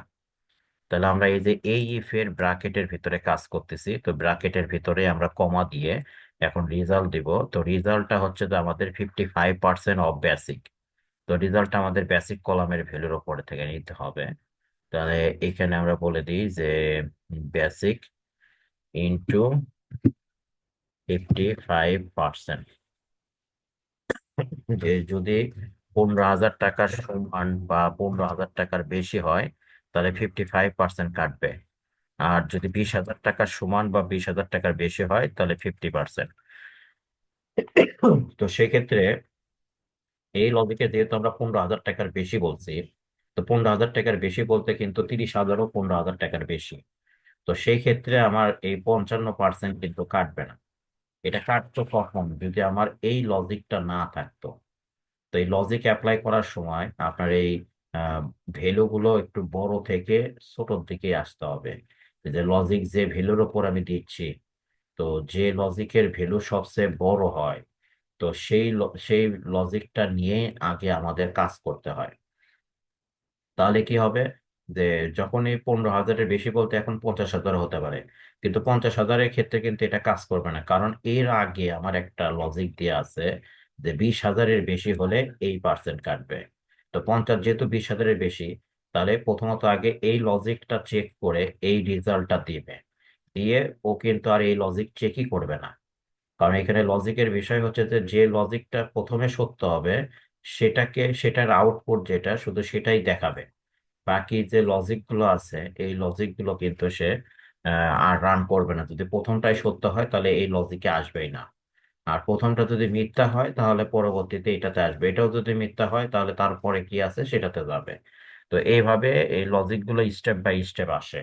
তো তার কারণে লজিক আপনি যখন অ্যাপ্লাই করবেন, তখন দেখবেন একাধিক লজিকের ভেতরে যে লজিকের ভ্যালু বেশি, সেই লজিকটাকে আমাদের হচ্ছে যে প্রথমত ব্যবহার করতে হবে। এই তো এখন এখানে আমরা তাহলে দুইটা ইফ নিয়ে নিলাম। একটা হচ্ছে যে 50%, এটা 55%। তো আমাদের এখন দরকার আছে আর একটা, সেটা হচ্ছে 60%। তো এরপরে আর যেহেতু কোনো কলাম নাই, নাই, লজিক নাই, তো যার কারণে এই 60%-এর এই যে এটার পরে দেখেন লজিকের পরে কমা, রেজাল্টের পরেও এইখানে কমা। এখন আপনার যদি এইখানে কমা দেন বা এইখানে কমা দেন, তাহলে কিন্তু আপনার এরর আসবে। তো আমরা এই যে এই ব্র্যাকেট শুরু, এইখানে শেষ, এই যে এই ব্র্যাকেট শুরু, এই ব্র্যাকেট শেষ, এইরকম। মোট কথা, এই ব্র্যাকেটের ভিতরে এই বিষয় থাকবে, আবার তার ভিতরে আরেকটা ব্র্যাকেট যেটা নিব সেটা তার ভিতরে থাকবে। সরি, ইফ যেটা নিব আর কি। তো এখন এখানে আমরা এই যে কমা দিয়ে এখন বলে দিতে পারি যে বেসিক ইন্টু 60%। তো 60%-এর যেহেতু আমার লজিক দেওয়ার দরকার নাই, শুধু আমি রেজাল্টটা নিয়ে নিব। আর বাকি যে দুইটা ছিল সেই দুইটাতে আমি লজিক দিয়ে দিছি। তো দিয়ে এখন যদি আমি ইন্টার দিই, ইন্টার দিলে দেখেন আমাদের এই যে সেম রেজাল্টই আসছে। কারণ এটা আমাদের প্রথম ভ্যালুটা আমাদের হচ্ছে যে 25,000, তার মানে আমাদের 20,000-এর বেশি আছে। তো 20,000-এর বেশি গেলে আমরা বলছি যে 50% কাটবে। তো এই যে 25,000-এর 50% 12,500। তো এখন এই কলামের এই সেলগুলোতেও আমার এই ভ্যালু দিতে হবে। তো এটার জন্য আমরা এই কলামের এই সেলকে সিলেক্ট করলাম। সেলকে সিলেক্ট করে ওই সেলের এই যে পয়েন্টারটা আছে, এটার উপর ক্লিক করে এটাকে টেনে নিয়ে আসলাম। তো ক্লিক করে ধরে টেনে ছেড়ে দেবো, তাহলে আমাদের এটা পার্সেন্টেজটা বের হয়ে যাবে। তো এইভাবে মূলত হচ্ছে যে আমরা দুটা হোক, তিনটা হোক, চারটা হোক, ইফ নিয়ে আমরা হচ্ছে যে কাজ করতে পারবো। তো সেক্ষেত্রে বোঝার সহজ উপায় যেটা, সেটা তো আমরা বলবো যে ইফ দিব না, সেটা আগে প্রথমত আগে দেখবো যে আমাদের রেজাল্ট কয়টা। তো আমাদের যদি রেজাল্ট যদি ওই শর্তের ভিতরে একাধিক থাকে, তাহলে আমাদের ধরে নিতে হবে যে আমরা ইফ ব্যবহার করব। একাধিক বলতে সেটা দুইটা তিনটা চারটা কয়টাই হোক। আর ইফ ব্যবহার করবো এটা কনফার্ম হওয়ার পরে ওই শর্ততে আমাকে কতবার ইফ ব্যবহার করতে হবে সেইটা বোঝার জন্য আমার কথা আমাদের ওই শর্ততে যে কয়টা রেজাল্ট থাকবে প্রত্যেকটা রেজাল্টের বিপরীতে আমাদের ইফ নিতে হবে একটা একটা করে। যেমন রেজাল্ট যদি তিনটা থাকে তাহলে প্রথম রেজাল্টের জন্য একটা ইফ ব্যবহার করব, দ্বিতীয় রেজাল্টের জন্য একটা ইফ ব্যবহার করব, আর 3 নাম্বার রেজাল্ট যেটা শেষের রেজাল্ট, তো এই শেষের রেজাল্টের জন্য আমাদের কোনো ইফ ব্যবহার করার দরকার নাই। মোট কথা তিনটা থাকলে দুইটা ইফ নিতে হবে, চারটা থাকলে তিনটা ইফ নিতে হবে, যদি পাঁচটা থাকে তাহলে চারটা ইফ নিতে হবে, এইরকম আর কি বিষয়গুলো। তো এইভাবে আপনাদের কিন্তু কাজ করতে হবে। আর ইফের ভিতরে আমাদের এই যে লজিক ব্যবহার করার বিষয়, লজিকের ক্ষেত্রে আমাদের তিনটা বিষয় মাথায় রাখতে হয়। লজিকটা আমরা কোন কলামে দিব, তারপরে লজিকের অপারেটর কি নিব, আর লজিকটাকে আমরা কোন ভ্যালু দিয়ে চেক করব, এই তিনটা বিষয়। আর লজিকের পরে রেজাল্ট যখন বসাতে যাব তখন অবশ্যই লজিকের পরে একটা কমা দিতে হবে, কমা দিয়ে তারপরে রেজাল্ট। আবার রেজাল্টের পরে আবার যদি আমরা লজিক দিতে চাই তাহলে আবার কমা, কমা দিয়ে আবার লজিক। এই বিষয়গুলো মাথায় রাখতে হবে, মানে কমার বিষয়টা ভুল হওয়া যাবে না। আবার ব্রাকেটের বিষয়গুলো, যে যে ব্রাকেটে যেই ফাংশনের ভিতরে কাজ করব, তো ওই ইফের ব্রাকেটের ভিতরে আমাদের কাজ করতে হবে। বাইরে, ব্রাকেটের বাইরে যাওয়া যাবে না, মানে ফার্স্ট ব্রাকেট যেটা থাকে আর কি। তো এইভাবে যদি আমরা একটু খেয়াল করে কাজ করি তাহলে দেখা গেল যে এ, এই ধরনের কন্ডিশন নিয়ে কাজ করা খুব ইজি, যেমন কঠিন কিছু মনে হবে না। তবে এগুলো বুঝে বুঝে করতে হবে, যে একবারে যে আমি এখন এইখানে যে শর্তটা দিয়ে দিছি, তো আপনি যে সবসময় এই ধরনের শর্তই পাবেন তা তো না। কিন্তু আপনাকে ইফের ব্যবহারটা বুঝে করতে হবে যাতে করে আহ মানে মুখস্থ করা যাবে না, যে মুখস্থ করলেন আর এখানে কাজ হয়ে যাবে তা না। তো এগুলো যদি একটু বুঝে কাজ করে তাহলে আপনাদের দেখা গেলো যে বিষয়গুলো নিয়ে ইজি ভাবে কাজ করতে পারেন। আর এক্সেলে আপনার হচ্ছে যে সবচেয়ে ইফের ব্যবহারটা সবচেয়ে বেশি হয়। তো যার কারণে ইফটা যদি ভালোভাবে আমরা বুঝতে পারি তাহলে দেখা গেল যে আমরা ইফের ব্যবহারটা খুব ইজিলি নিয়ে কাজ করতে পারবো আর কি। তো এখানে কারো কোনো কোশ্চেন আছে আর? না স্যার, বুঝতে পারছি। তো এগুলো একটু বাসায় ভালো করে ইফের ব্যবহারটা নিয়ে একটু কাজ করবেন। সালাম আলাইকুম স্যার। হ্যাঁ বলেন। স্যার আপনার এখানে যে স্যার হোম রেন্টের যে ভ্যালু গুলো আসছে স্যার, আমার এখানে স্যার অন্যরকম আসছে। অন্যরকম? একদম লাস্টে যদি ধরি তো আপনার এখানে হচ্ছে 7,20,000, আমার এখানে স্যার 72 মানে 7,200 স্যার। আচ্ছা, আমার এখানে তাহলে একটু বোধহয় ভুল টুল হয়েছে। স্যার ওটা 60% দেন নাই আপনি, হ্যাঁ হ্যাঁ, 60 একটু দিচ্ছেন। 60 হয়ে গেছে, শুধু এই যে কারণে ভুল হয়েছে। এই যে এখানে 50% দিছি, এখানে 55% দিছি, আর এখানে 60 শুধু লিখছি, 60% দেয়নি। কারণ অত তো আসবে না, পার্সেন্টেজ কাটলে তো অত হবে না, আমার এখানে ভুল হয়েছে। এখানে আমাদের দিতে হবে পার্সেন্ট, দিয়ে এটা ইন্টার দেই। আর দিয়ে এখন এগুলো আবার এই সেলের এই যে পয়েন্টারটা ধরে আবার একটু টেনে দেই।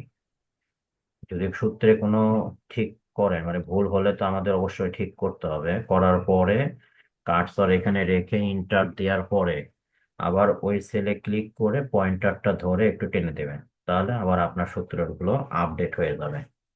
এই যে এখন আমাদের এটা ঠিক আছে। তো ঠিক আছে, এইটুকু দেখেন। ঠিক আর আছে স্যার। যেহেতু আজান দিচ্ছে, নামাজ পড়ে আসি, নামাজ পড়ে এসে বাকি যেগুলো আছে এগুলো নিয়ে কাজ করবো।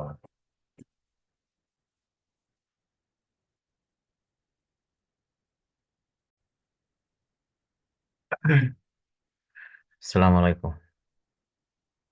আচ্ছা, আমাদের তাহলে মোটামুটি এই যে house rent, medical, P fund এগুলো বের হয়ে গেছে। এখন ধরেন এই যে 7 নাম্বার পর্যন্ত আমাদের শেষ। এখান থেকে 8 নাম্বারে বলছে টোটাল স্যালারিটা বের করা। তো টোটাল স্যালারি বলতে যে ভ্যালুগুলো আমাদের অ্যাকচুয়ালি স্যালারির সাথে যোগ হবে, শুধু সেই স্যালারিগুলো।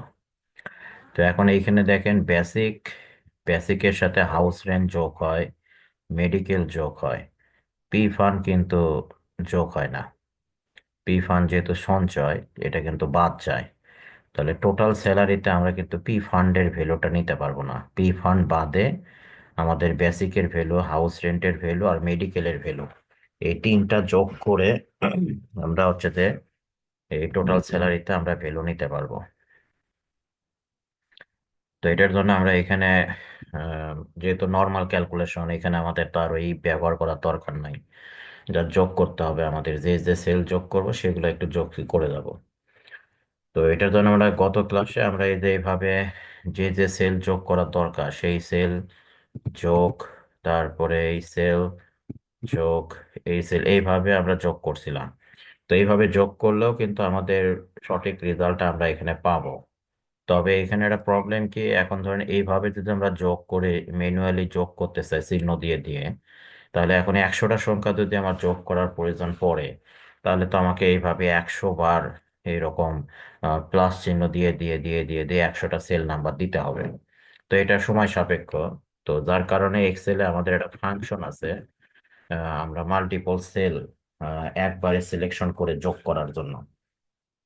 তো এই ফাংশনের নাম হচ্ছে যে সাম ফাংশন।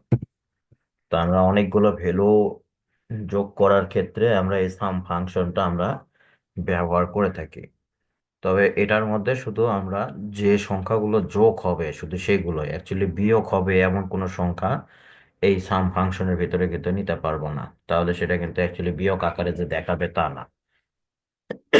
মোট কথা, এর ভিতরে যে সংখ্যাই নিব বা যে ভ্যালুই নিব সেটাই আমাদের যোগ হয়ে যোগফল আকারে দেখাবে। তো আমরা ফাংশন লিখলাম সাম, আর সাম ফাংশন দেওয়ার পরে ব্রাকেট শুরু ব্রাকেট শেষ। তো যে কোনো ফাংশন নিলে আমরা অবশ্যই ব্রাকেট শুরু শেষটা করব আর কি। করে ব্রাকেটের মাঝখানে কার্সর রাখলে এই সাম ফাংশনের দেখেন এইখানে বলছে যে ব্রাকেটের ভিতরে আমরা কি দিতে পারবো, এই নাম্বার 1, নাম্বার 2, 3, 4, 5, 6, এইভাবে যতগুলো সংখ্যা আমরা দিতে চাই দিতে পারবো। তবে এখানে দেখেন একটা বিষয়, নাম্বার 1 দেওয়ার পরে কমা, নাম্বার 2 দেওয়ার পরে কমা। তো এইভাবে আমরা কমা দিয়ে দিয়ে আমরা যে সংখ্যাগুলো যোগ করতে চাচ্ছি সেগুলো যোগ করতে পারবো। যেমন ধরেন এখন আমি এই সাম ফাংশন ইউজ করে এখন এই তিনটা সংখ্যা যদি এই তিনটা ভ্যালু যোগ করতে চাই, তাহলে এই যে এই ভ্যালু কমা, এই ভ্যালু কমা, এই ভ্যালু। তো এইভাবে আমরা সাম ফাংশনের ভিতরে এইভাবে কমা দিয়ে দিয়ে আমরা হচ্ছে যে আমরা ভ্যালুগুলোকে যোগ করতে পারি। তবে কমার ব্যবহারটা আমরা দেখা গেল যে সাধারণত এই যে একই সিরিয়ালের ভ্যালু যখন যোগ করার প্রয়োজন পড়ে তখন এটা কমা ব্যবহার করার দরকার নাই বা কমা ব্যবহার করা হয় না। যখন আমরা দেখবো একই সিরিয়ালের আমার অনেকগুলো ভ্যালু যোগ করার প্রয়োজন পড়তেছে, যেমন ধরেন আমি এখন হয়তো বা এই সিরিয়ালের যত ভ্যালু আছে সবই যোগ করতে চাচ্ছি, তাহলে আমার এখানে এইটা কমা, তারপরে এইটা, এইভাবে দিয়ে সময় নষ্ট করার দরকার নাই। তো সেক্ষেত্রে আমরা কি করতে পারি, রেঞ্জ আকারে এইখানে আমরা সিলেকশন করতে পারি।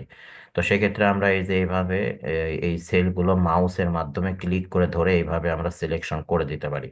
তো এই যে এইভাবে সিলেকশন করে দিলে দেখেন অটোমেটিক আমাদের এই যে C3 থেকে C9 এই ভেতরে যত ভ্যালু আছে সবগুলো ভ্যালু কিন্তু এইখানে আমার সিলেকশন হয়ে গেছে। তো আমরা এই যে সেল নাম্বার তারপরে কোলন দিয়ে তারপরে সেল নাম্বার, এই ফরম্যাটে যদি আমরা কোনো সেল নাম্বার নেই তাহলে সেটাকে রেঞ্জ সিলেকশন বলা হয়, রেঞ্জ। তো রেঞ্জ আকারে আমরা এইভাবে নিয়ে নিতে পারি। তো নিয়ে যোগ করলে কিন্তু ইন্টার দিলে কিন্তু আমাদের এই সবগুলো সংখ্যার যোগফল এখানে বের হয়ে আসবে। তো মূলত সাম ফাংশনে আমরা সাধারণত এই রেঞ্জের ব্যবহারটাই বেশি করে থাকি। তবে যদি কখনো দেখেন যে আমাদের নির্দিষ্ট আলাদা আলাদা জায়গা থেকে আলাদা আলাদা ভ্যালু নেওয়ার দরকার পড়তেছে, যেমন এখন আমার ধরুন এইখানে এই তিনটা ভ্যালু যোগ করার দরকার, তো সেক্ষেত্রে আমি কিন্তু রেঞ্জ আকারে নিতে পারি কারণ এর ভিতরে আমার কোনো সংখ্যা বাদ নাই। আমি এখান থেকে শুরু করে এই পর্যন্ত একবারে সিলেকশন করে দিলাম।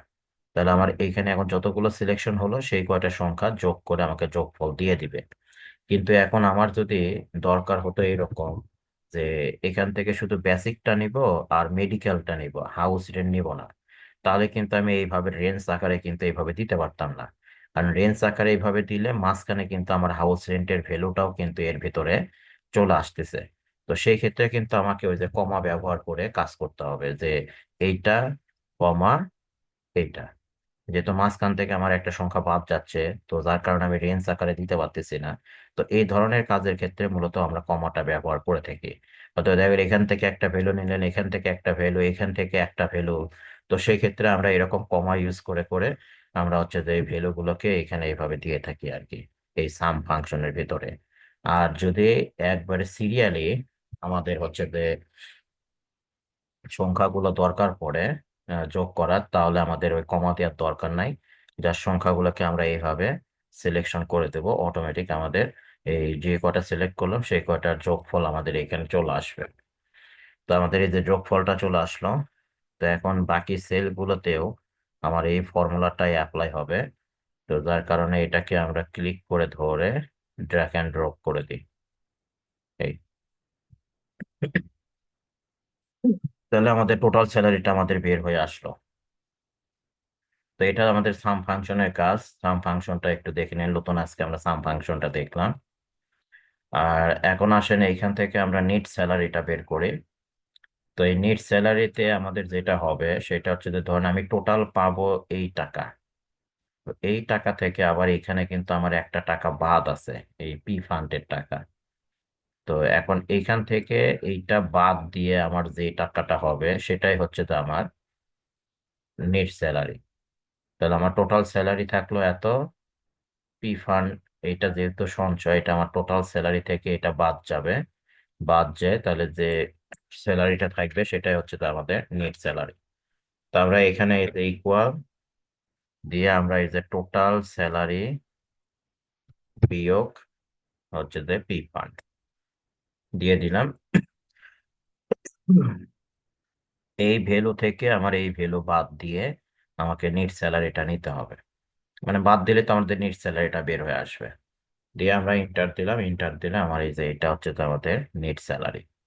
তো বাকি সেলগুলো তো আমার এটা আসবে, তাহলে এটাকে আমরা ড্র্যাগ এন্ড ড্রপ করে দিই। দিলে আমাদের এখানে এটা চলে আসলো। আবার ধরুন মিন ফাংশন গতকালকে আমরা দেখাইছি, আজকেও দেখাচ্ছি, যে আমরা এখানে এই যে মিন ফাংশন ইউজ করে ইকুয়াল দিয়ে মিন ফাংশন শুরু লিখে ব্র্যাকেট শুরু শেষ এর মাঝখানে আমরা এখানে দেখেন আমাদের বলছে মিন এই যে maximum and minimum against total salary. তো টোটাল স্যালারির যে কলাম আছে, তো সেই টোটাল স্যালারির ভেতর থেকে আমাদের মিনিমাম এবং হচ্ছে যে ম্যাক্সিমাম ইয়েটা বের করতে হবে। তো যার কারণে আমরা এখান থেকে এই যে মিনিমাম লিখে টোটাল স্যালারির এগুলো আমরা দিয়ে দিব। এই যে টোটাল স্যালারি কলামের যত ভ্যালু আছে সবগুলো ভ্যালু আমি এই মিনিমাম ফাংশনের ভিতরে এইভাবে রেঞ্জ আকারে আমি দিয়ে দিলাম। তো মিনিমাম ফাংশনের বিষয়টাও সেম ওই সাম ফাংশনের মতনই, যে আমরা মিনিমাম ফাংশনের ভিতরে যদি আমরা দেখা যায় যে একই সিরিয়ালের সব ভ্যালু আপনার দরকার, তাহলে আমরা এইভাবে রেঞ্জ আকারে এখানে সিলেকশন করে দিতে পারি। আর যদি কখনো আপনার এরকম প্রয়োজন পড়ে যে আপনার এখান থেকে একটা ভ্যালু, এখান থেকে একটা ভ্যালু, এখান থেকে একটা ভ্যালু, এইভাবে আলাদা আলাদা জায়গা থেকে আলাদা আলাদা ভ্যালু নিয়ে আপনার হচ্ছে যে মিনিমাম সংখ্যা বের করার দরকার, তখন এই মিন ফাংশনের ভিতরে কিন্তু আমরা তখন ওই রেঞ্জ আকারে কিন্তু আমরা সে ভ্যালু নিতে পারবো না। তখন আমাদের এই যে মিনিমাম ফাংশনের ভিতরে আমাদের এই যে কমা ইউজ করে করে কাজ করা যায়। যেমন ধরেন আমি এখান থেকে এই ভ্যালু, কমা, এই ভ্যালু, কমা, এই ভ্যালু, তো আমি আলাদা আলাদা পজিশন থেকে আলাদা আলাদা ভ্যালু নিচ্ছি। তো এইভাবে আমরা দেখা গেল যে আলাদা আলাদা জায়গা থেকে আলাদা আলাদা ভ্যালু নিয়ে সেই ভ্যালুগুলোর ভেতর থেকে ছোট সংখ্যা যদি বের করতে চাই, তাহলে আমরা এভাবে কমা দিয়ে দিয়ে দিয়ে লিখে যাব। আর যদি আমাদের দেখা যায় যে একই সিরিয়ালের ভ্যালুর ভিতর থেকে আমাদের বের করার মিনিমাম বা ম্যাক্সিমাম বের করার দরকার, তাহলে সেক্ষেত্রে ওই ভ্যালুগুলোকে আমরা এইভাবে একবারে রেঞ্জ আকারে এইভাবে সিলেকশন করে দেব। তো রেঞ্জ আকারে সিলেকশন করে দিয়ে যদি আমরা ইন্টার দিই, তাহলে আমাদের এই যে এই সংখ্যাগুলোর ভিতর থেকে সবচেয়ে ছোট যে সংখ্যা সেটা কিন্তু আমাদের এখানে চলে আসছে। আর মিনিমামের যেহেতু একটাই ভ্যালু হয়, এইগুলো আমরা এই যে ড্র্যাগ এন্ড ড্রপ করে যে বাকি সেলগুলোতে দিয়ে দিব তা না। যেহেতু আমি এই যে ভার্টিক্যালি সংখ্যাগুলোর ভিতর থেকে সবচেয়ে ছোট সংখ্যা বের করে নিছি, আবার হতো যে দেখা গেল যে এই দিকের এই ভ্যালুগুলোর ভিতর থেকে ছোট সংখ্যা কোনটা, সেটা যদি আমরা এখানে নিতাম তাহলে আবার দেখা যেত যে এই এমপ্লয়ির এই ভ্যালুগুলোর ভিতর থেকে ছোট কোনটা, এই এমপ্লয়ির এই ভ্যালুগুলোর ভিতর থেকে ছোট কোনটা, তখন আমরা এটা ড্র্যাগ অ্যান্ড ড্রপ করে দিতে পারতাম। কিন্তু আমার যেহেতু এই যে ভার্টিক্যালি ভ্যালুগুলোর ভিতর থেকে মিনিমাম নিতে বলছে, তো যার কারণে এখানে আমরা মিনিমাম এই একটাই হবে রেজাল্ট। তো এটাকে আমরা এই যে মার্জ করে দিই, যে কটা সেল মার্জ করার দরকার সেই কটা সেল আমরা এইভাবে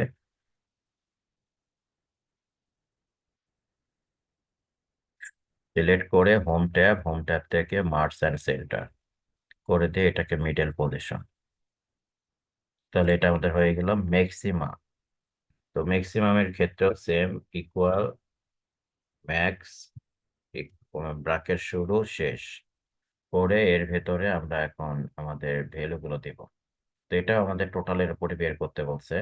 তো ম্যাক্সিমাম ফাংশনের ক্ষেত্রেও আমাদের ওই সেম বিষয়, যে আমাদের যদি আলাদা আলাদা জায়গা থেকে আলাদা আলাদা ভ্যালু নিয়ে ম্যাক্সিমাম ভ্যালু বের করার প্রয়োজন পড়ে, মোট কথা sum function, maximum function, minimum function, এইগুলো সব ফাংশনে আমরা চাইলেই রেঞ্জ আকারেও আমরা আমাদের ভ্যালুগুলোকে সিলেকশন করতে পারবো। আবার চাইলে হচ্ছে যে কমা দিয়ে দিয়েও আমরা হচ্ছে যে আমাদের ভ্যালুগুলোকে আমরা হচ্ছে যে ইয়ে করতে পারবো আর কি, সিলেকশন করতে পারবো। তো এখন দেখেন ম্যাক্স দিয়ে আমরা এখান থেকে টোটাল স্যালারি এইভাবে দিয়ে দিলাম, যেহেতু টোটাল স্যালারির ভিতর থেকে আমাদের এটা বের করতে বলছে, তো দিয়ে দিলাম। দিয়ে আমরা হচ্ছে যে ইন্টার দিয়ে দিই, দিলে আমাদের এখানে এটা চলে আসলো। এখন এটাকে আমরা ড্র্যাগ অ্যান্ড ড্রপ করে দিই, করে দিয়ে আমরা এখান থেকে যে মার্জ অ্যান্ড সেন্টার দিয়ে মার্জ দিলে আমাদের এটা হয়ে যাবে। তো এইভাবে আমরা ম্যাক্স, মিনিমাম, ম্যাক্সিমাম বের করে নিলাম। এখন আবার অ্যাভারেজ। তো অ্যাভারেজটাও আমরা আম, ধরুন টোটাল স্যালারির এখানে একটু আলাদাভাবে অ্যাভারেজের কথা বলছে, যে calculate average of total salary of executive. তো শুধু আমাদের এখানে এক্সিকিউটিভ ডেজিনেশনের যে কয়জন এমপ্লয়ি আছে, শুধুমাত্র তাদের টোটাল স্যালারির অ্যাভারেজ বের করতে হবে। তো এটা আমাদের একটা ফাংশন আছে, ওই ফাংশনটা ইউজ করে এটা আমি গত ক্লাসে দেখাবো, পরের ক্লাসে দেখাবো। এখন আপাতত অ্যাভারেজের ম্যানুয়াল মানে সিম্পল এটা দেখায়। তো অ্যাভারেজ বের করার জন্য আমরা এইভাবে সেম বিষয় আমরা ফাংশন লিখবো আর কি, যে অ্যাভারেজ ব্র্যাকেট শুরু ব্র্যাকেট শেষ। তাহলে অ্যাভারেজ দেওয়ার পরে এখন আমি যে সংখ্যাগুলোর ভিতর থেকে অ্যাভারেজ বের করতে চাচ্ছি, তো এটাও দেখেন এই যে number one comma number two এভাবে দিয়ে দিয়ে দিতে পারবো। তো অ্যাকচুয়ালি আমরা যদি চাই যে আলাদা আলাদা জায়গা থেকে আলাদা আলাদা ভ্যালু নিয়ে অ্যাভারেজ বের করতে হবে, তাহলে আমরা কমা দিয়ে দিয়ে করব। আর যদি আমাদের বলে যে এরকম সিরিয়ালি আমরা কিছু সংখ্যার অ্যাভারেজ বের করব, তাহলে আমরা এই অ্যাভারেজ ফাংশনের ভেতরেও আমরা এইভাবে রেঞ্জ আকারে আমরা হচ্ছে যে আমাদের ভ্যালুগুলোকে আমরা সিলেকশন করে দিতে পারি।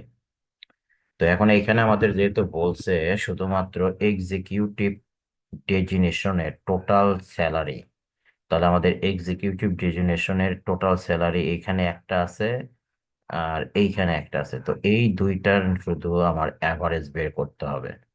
তো এটা যদি আমি অ্যাভারেজ ফাংশন ইউজ করে করি তাহলে আমি এইভাবে নিয়ে নিতে পারি, যেহেতু এক্সিকিউটিভের টোটাল স্যালারি এইটা কমা এই এক্সিকিউটিভের টোটাল স্যালারি এইটা। তো যেহেতু আমার নির্দিষ্ট সেল মানে একই সিরিয়ালের ভ্যালু নিতে বলেনি, এখান থেকে একটা নিতে বলছে, এখান থেকে একটা নিতে বলছে, আরো হয়তো অন্য জায়গা থেকে আরেকটা নিতে বলছে। তো সেক্ষেত্রে আমরা এইভাবে কমা দিয়ে দিয়ে যাবো। দিয়ে আমি যদি ইন্টার দিই তাহলে আমাদের এখানে কিন্তু এই যে অ্যাভারেজটা চলে আসছে। তো অ্যাভারেজের কাজ হচ্ছে যে যে কয়টা সংখ্যা সিলেক্ট করব আমরা, সেই কয়টা সংখ্যাকে যোগ করে ওই কয় দিয়ে ভাগ করে আমাকে একটা রেজাল্ট দিয়ে দিবে। তো এখানে এইটা এইটা যোগ করছে, করে যেহেতু দুইটা সংখ্যা দুই দিয়ে ভাগ করে আমাকে এখানে কিন্তু অ্যাভারেজ দিয়ে দিছে। তো আমাদের অ্যাভারেজটাও এটা একটাই হবে। তো এটা অ্যাকচুয়ালি এইভাবে বের করার নিয়ম না, শুধু অ্যাভারেজ ফাংশন ইউজ করে। এটার জন্য আমাদের একটা ফাংশন আছে অ্যাভারেজ ইফ। তো এটা আমি নেক্সট ক্লাসে দেখাবো, আজকে না। আজকে শুধু আমরা এই যে অ্যাভারেজ ফাংশনটা শুধু দেখালাম, যে আমাদের যদি কখনো এরকম অ্যাভারেজ বের করার দরকার পড়ে, তাহলে আমরা অ্যাভারেজ ফাংশন ইউজ করে আমরা এই কাজটা করতে পারি আর কি।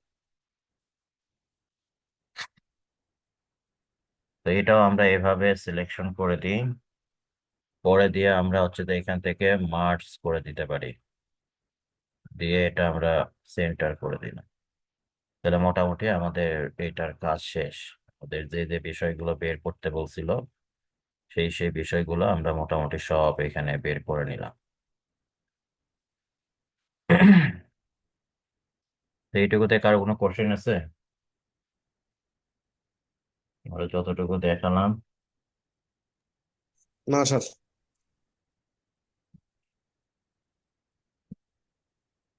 তো এখানে আমাদের এখন পরবর্তীতে আম, এই যে এই পার্ট গুলো একটু আমরা কমপ্লিট করে নিই, যা সেখানে কিছু না, একটু সেটিং এর কিছু কাজ। যেমন ধরেন এখানে বলছে নেম দা ওয়ার্কশিট অরিজিন, মানে এই নামটা আমাদের দিতে হবে ওয়ার্কশিটের। আমরা যেরকম এখানে আমাদের ওয়ার্কশিটের নাম দিয়ে রাখছি হচ্ছে যে প্রজেক্ট, বা যে যে শিটে আমরা কাজ করতেছি সেই শিটের নাম দিয়ে রাখছি অ্যাসাইনমেন্ট 2। তো ওরা বলছে আমরা যে শিটে কাজ করতেছি সেই শিটের নাম দিতে হবে অরিজিন। তো আমরা জানি যে শিটের নাম মানে ট্যাবের নামটা চেঞ্জ করার জন্য কি করতে হয়, ট্যাবের ওপর কার্সর রেখে রাইট বাটন ক্লিক করে আমরা রিনেম, তাহলে ট্যাবের ওপর কার্সর রেখে আমরা রাইট বাটন ক্লিক করে এটাকে রিনেম করে দিলাম।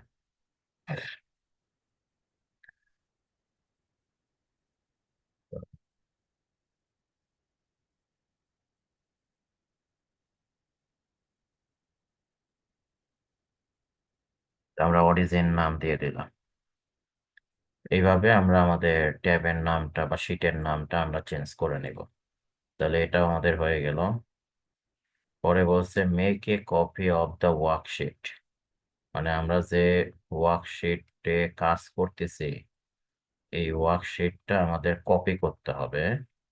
এবং পরবর্তী বলছে and move at the end, এবং এটাকে মুভ করে আমাদের এই ওয়ার্কশিটটাকে কপি করে আমাদের এখানে যে কয়টা শিট আছে সেই শিটের একবারে শেষে, ধরেন আমি এই শিটে কাজ করতেছি, তো এই শিটের এই কন্টেন্ট গুলোকে কপি করে সেটাকে মুভ করা, মানে পেস্ট করার যে বিষয়টা, মুভ করে আমরা হচ্ছে যে আমাদের এই শিটের একবারে শেষে আরেকটা শিটে এইগুলোকে মুভ করতে বলছে।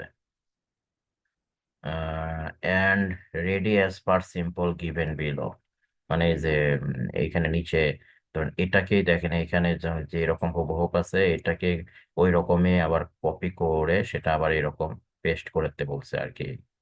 তো আমরা এটা এখান থেকে করতে পারবো। এটার জন্য আমরা যদি কোনো শিটের কন্টেন্টকে কপি করে নতুন আর একটা শিটে অটোমেটিক মুভ করে দিতে চাই, তাহলে আমরা হচ্ছে যে এই শিটের ওপরে মানে ট্যাবের ওপরে রাইট বাটন ক্লিক করলে আমাদের এইখানে একটা অপশন আমরা পাবো, এই যে এই অপশন। এই অপশনটা আমরা গত ক্লাসে দেখাইনি, আর বাদ রাখছিলাম এই কারণে যে এটা পরে দেখাবো। তো আমরা যে কোনো শিটের কন্টেন্ট গুলোকে কপি করে অন্য কোনো শিটে যদি নিতে চাই, তাহলে রাইট বাটন ক্লিক করে আমাদের এখান থেকে যে মুভ অর কপি, তো এইখানে ক্লিক করতে হবে। তো মুভ অর কপিতে ক্লিক করলে আমাদের এরকম একটা বক্স আসবে। তো এখন আমরা কপি করে সেটাকে কোন শিটে বা কোন ওয়ার্কশিট ফাইলে মুভ করতে চাচ্ছি সেটা আমাদের এখান থেকে সিলেক্ট করতে হবে।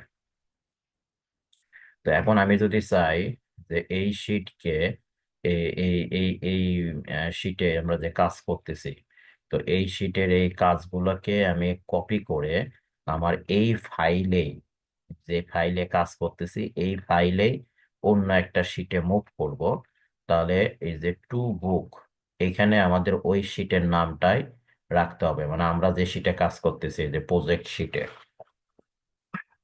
সরি ফাইলে, এই যে প্রজেক্ট ফাইলে যে কাজ করতেছি, তো আমরা টু বুকে আমরা এই প্রজেক্ট ফাইলই দিব।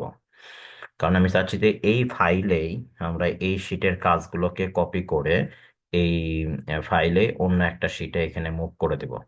আর যদি চাই যে এই কাজগুলোকে আমি এই ফাইল থেকে কপি করে অন্য একটা ফাইলে মুভ করব, তাহলে এইখান থেকে আমাদের ওই ফাইলটা আমাদের সিলেকশন করে দিতে হবে।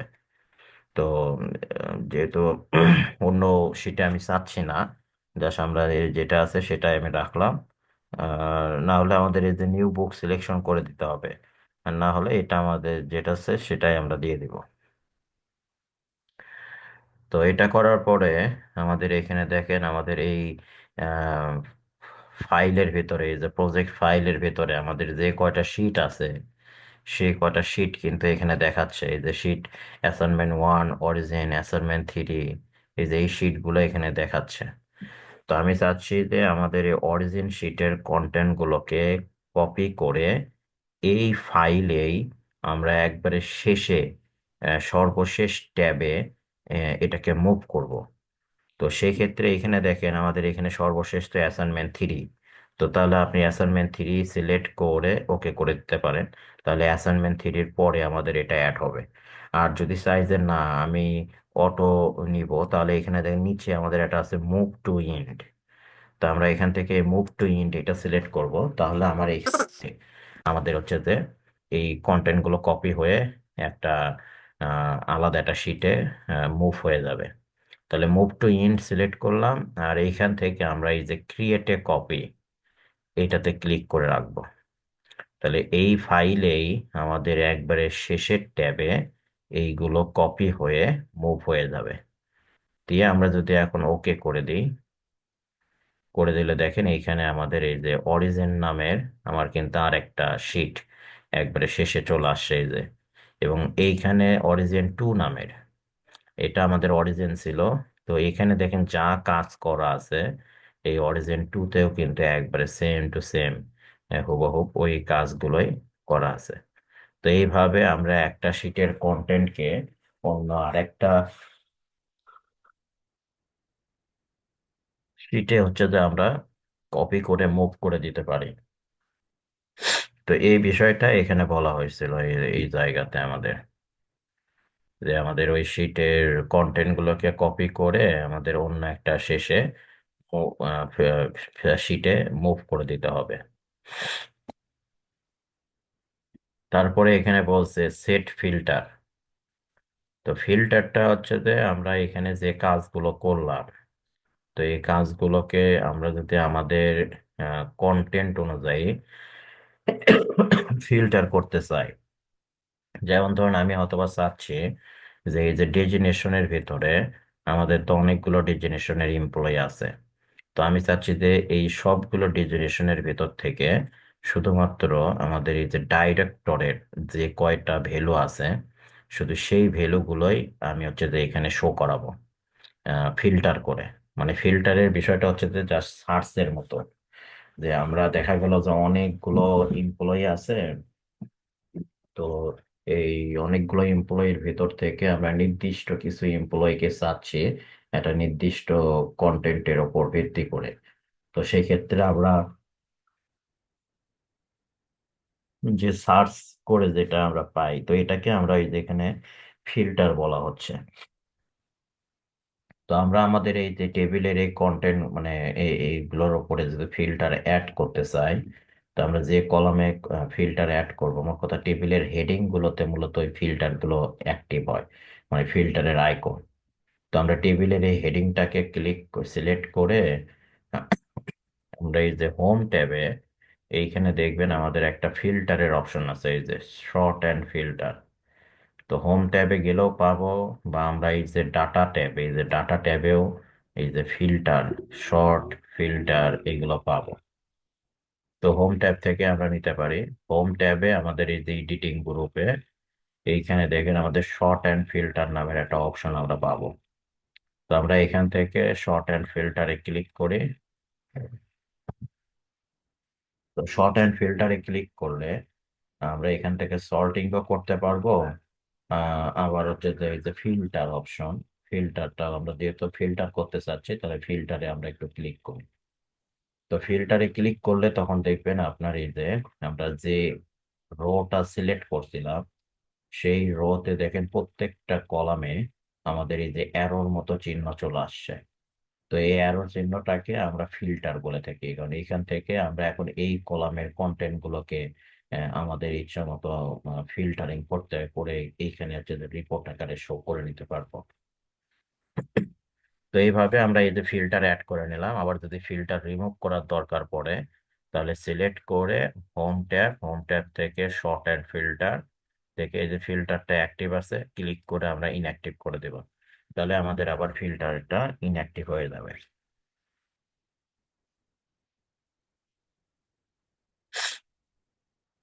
তো আমরা এই যে কলামে ফিল্টার অ্যাক্টিভ করলাম, করার পরে এখন আমি এখানে এটা ফিল্টারিং করতে চাচ্ছি। তো আমরা যে কলামে ক্লিক করব, যে কলামের ফিল্টারে ক্লিক করব, ওই ফিল্টারে আমার ওই কলামের ডাটাগুলোই এইখানে এই যে শো করবে। যেমন নেম কলামের ফিল্টারে ক্লিক করছি, এই যে নেম গুলোই কিন্তু আমার এইখানে শো হয়েছে। তো আমি অ্যাকচুয়ালি ফিল্টারে করতে চাচ্ছি ডিজিনেশনের ডাটা দিয়ে। তো তার কারণে ডেজিনেশনের ফিল্টারে ক্লিক করলাম, করার পরে এখন আমার এইখানে এই যে সবগুলো টিক মার্ক দিয়ে আছে, যার কারণে আমার এখানে সবগুলো ডেজিনেশনই শো করতেছে।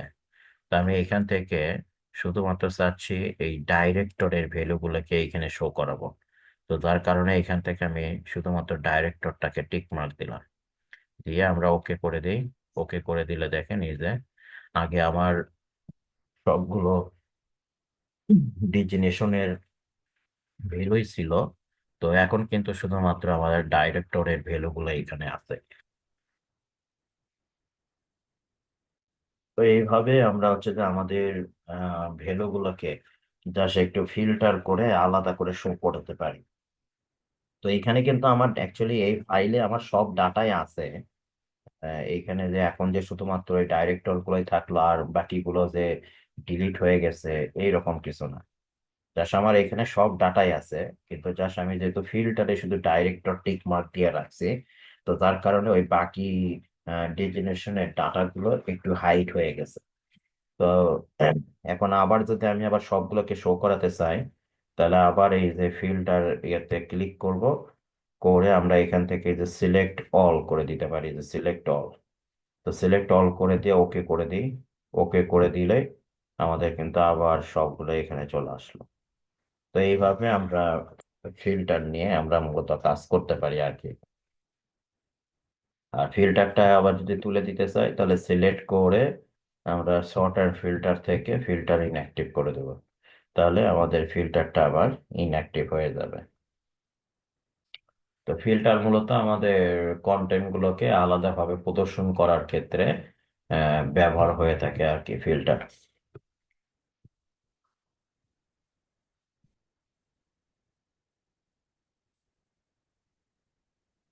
তাহলে ফিল্টার আমাদের কমপ্লিট। এখন আসেন এখানে বলছে sorting data by basic salary using ascending option. তো এই যে এখন ডাটাগুলোকে শর্টিং করারও অপশন আমাদের এখানে করতে বলছে। তো শর্টিং হচ্ছে যে কি আমাদের এইগুলোর ভিতরে যে ডাটাগুলো থাকে, তো সেই ডাটাগুলোকে ছোট থেকে বড় সাজানো, আবার বড় থেকে ছোট সাজানো। ধরুন এখন আমাদের এখানে এই যে বেসিক কলামের ভ্যালুগুলোকে ছোট থেকে বড় সাজাতে বলছে। মানে আমরা চাচ্ছি যে যাদের বেতন কম তাদের যে সেই এমপ্লয়িটা আমাদের আগে আসবে, মানে ছোট থেকে কম থেকে বেশির দিকে আসবে। অ্যাসেন্ডিং বলতে কম ছোট থেকে বড়, আর ডিসেন্ডিং বলতে বড় থেকে ছোট আসবে। তো এখন আমরা এই যে বেসিকের এই সেলগুলো, এই ভ্যালুগুলোকে আমি শর্টিং করতে চাচ্ছি। তো সেক্ষেত্রে আমরা যে কলামের ভ্যালুগুলোকে শর্টিং করব সেই ভ্যালুগুলোকে আগে আমরা এইভাবে একটু সিলেকশন করে নেব। তো আমি এই যে ভ্যালুগুলোকে এইভাবে সিলেকশন করলাম মাউসের মাধ্যমে। তো মাউসের মাধ্যমে আমরা এই ভ্যালুগুলোকে এভাবে একটু সিলেকশন করে নেব। যতটুকু অংশ সিলেকশন করার দরকার সেইটুকু সিলেকশন করে নিলাম।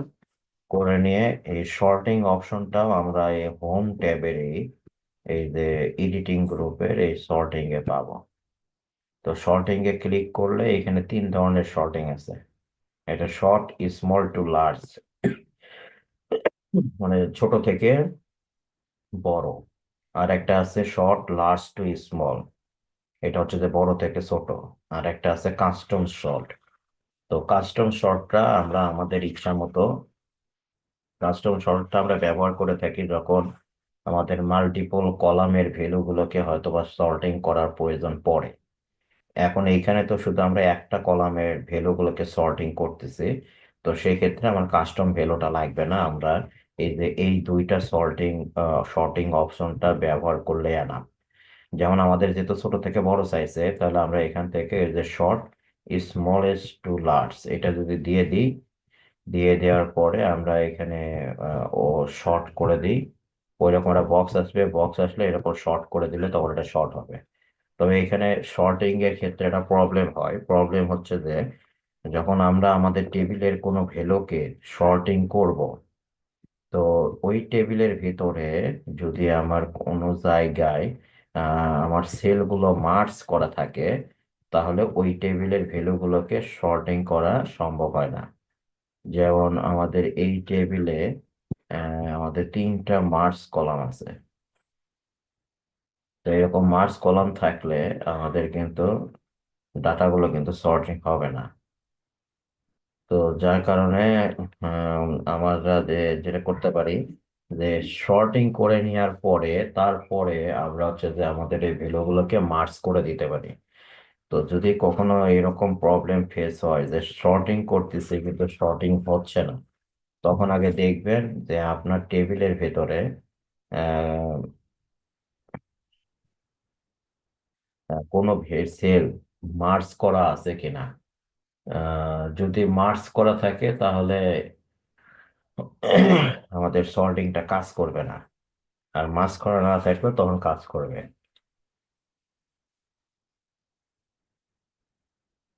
তো এখন এটাকে আমি একটু মার্জ করে আনমার্জ করে নিই। এটা সিলেক্ট করলাম, সিলেক্ট করে আমরা যদি আনমার্জ করতে চান, আমরা যদি আনমার্জ করতে চাই, তাহলে এটা সিলেক্ট করে এটা মার্জ থেকে আনমার্জ করলে এটা আনমার্জ হয়ে গেল। এটা হচ্ছে যে মার্জ থেকে,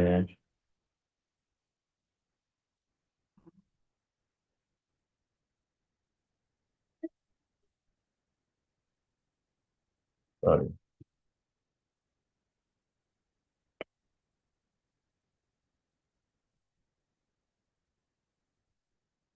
একটু ভুল হয়ে গেছে।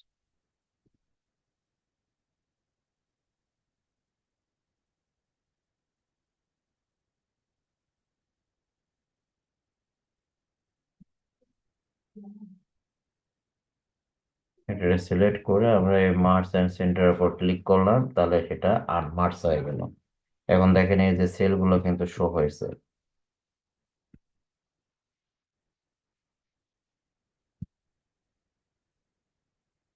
তো এইভাবে আমরা মার্জকৃত সেলকে আনমার্জ করে নেব, করে নিয়ে এখন হচ্ছে যে আমরা এটাকে ইয়ে করতে পারবো।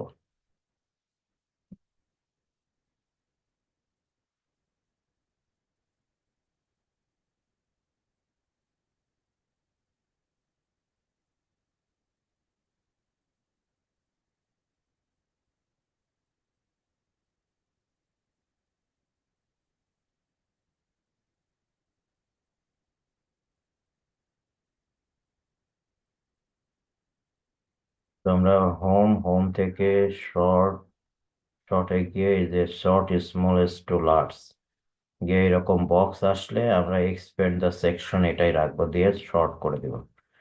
করে দিলে তখন দেখবেন এই যে ছোট থেকে কিন্তু আমাদের এখন ভ্যালুগুলো ছোট থেকে, যে বেসিক স্যালারির ভ্যালুগুলো আমাদের ছোট থেকে কিন্তু বড়র দিকে আসছে। তো এইভাবে আমরা একটা সেলের ভ্যালুগুলোকে শর্ট করতে পারি। আবার চাইলে সেলের ভ্যালুগুলোকে আমরা স্মল থেকে লার্জ মানে ছোট থেকে বড় সর্টিং করে নিতে পারি। আবার হচ্ছে যে বড় থেকে ছোট সর্টিং করে নিতে পারি আর কি। আর এইখানে আমাদের এই সর্টিং করার সময় আমাদের হচ্ছে যে এই যে মিনিমাম ম্যাক্সিমাম সাম এগুলো যদি অ্যাপ্লাই করা থাকে তাহলে আমাদের একটা প্রবলেম হয়। প্রবলেমটা হচ্ছে যে এই সর্টিং করার কারণে আমাদের এই যে মিনিমাম ম্যাক্সিমাম মার্কস যেহেতু একটা ভ্যালু থাকে, তো এইটা আপনার হচ্ছে যে এটার পজিশনটা চেঞ্জ হয়ে যায়। যেমন ধরেন এখন দেখেন আমার সিলেকশন কিন্তু দেখেন একটু চেঞ্জ হয়ে গেছে। এই যে মিনিমাম আমরা নিছিলাম এইখান থেকে এই পর্যন্ত, কিন্তু এখন এই যে সর্টিং হওয়ার কারণে ভ্যালুগুলো একটু উল্টা পাল্টা হয়ে যাওয়ার কারণে আমার কিন্তু এটার সর্টিং দেখাচ্ছে এইখান থেকে এই যে এই সেলগুলো। তো আমার তো এই সেলগুলোতে কোনো ভ্যালুই নাই। তো যার কারণে শুধু এই একটা পাইছে, আমার কিন্তু এখানে ওই 49,000ই দেখাচ্ছে। তো এটা একটা প্রবলেম যে আমরা যখন আম, কাজ করার সময় আমরা হচ্ছে যে আমাদের এই যে মিনিমাম ম্যাক্সিমাম ভ্যালু বের করব, করার পরে যদি আমরা সর্টিং করে দিই, করে দিলে তখন আবার এগুলো পরিবর্তন হয়ে যায়। তো আমার এদের সিলেকশন ভ্যালু গুলো যেন পরিবর্তন না হয়, আমি এখন সর্টিং করি আর যাই করি, আমার এই সিলেকশন ভ্যালু গুলো যেন আগে যেরকম ছিল এখনো যেন ওই রকমই থাকে। তো এইটার জন্য আমরা যেটা করব সেটা হচ্ছে যে আমাদের এই ভ্যালুগুলোকে তো আমরা যখন মিনিমাম ম্যাক্সিমাম বের করার সময় এভাবে তো সিলেক্ট করব, করার পরে এই ভ্যালুগুলোকে আমরা হচ্ছে যে মানে মোট কথা এই সেল নাম্বার গুলোকে লক করে দিব। তো সর্টিং করার কারণে সেল নাম্বারের পজিশন যেহেতু চেঞ্জ হয়, তো যার কারণে তখন আপনার রেজাল্টটা উল্টা পাল্টা হয়ে যায়।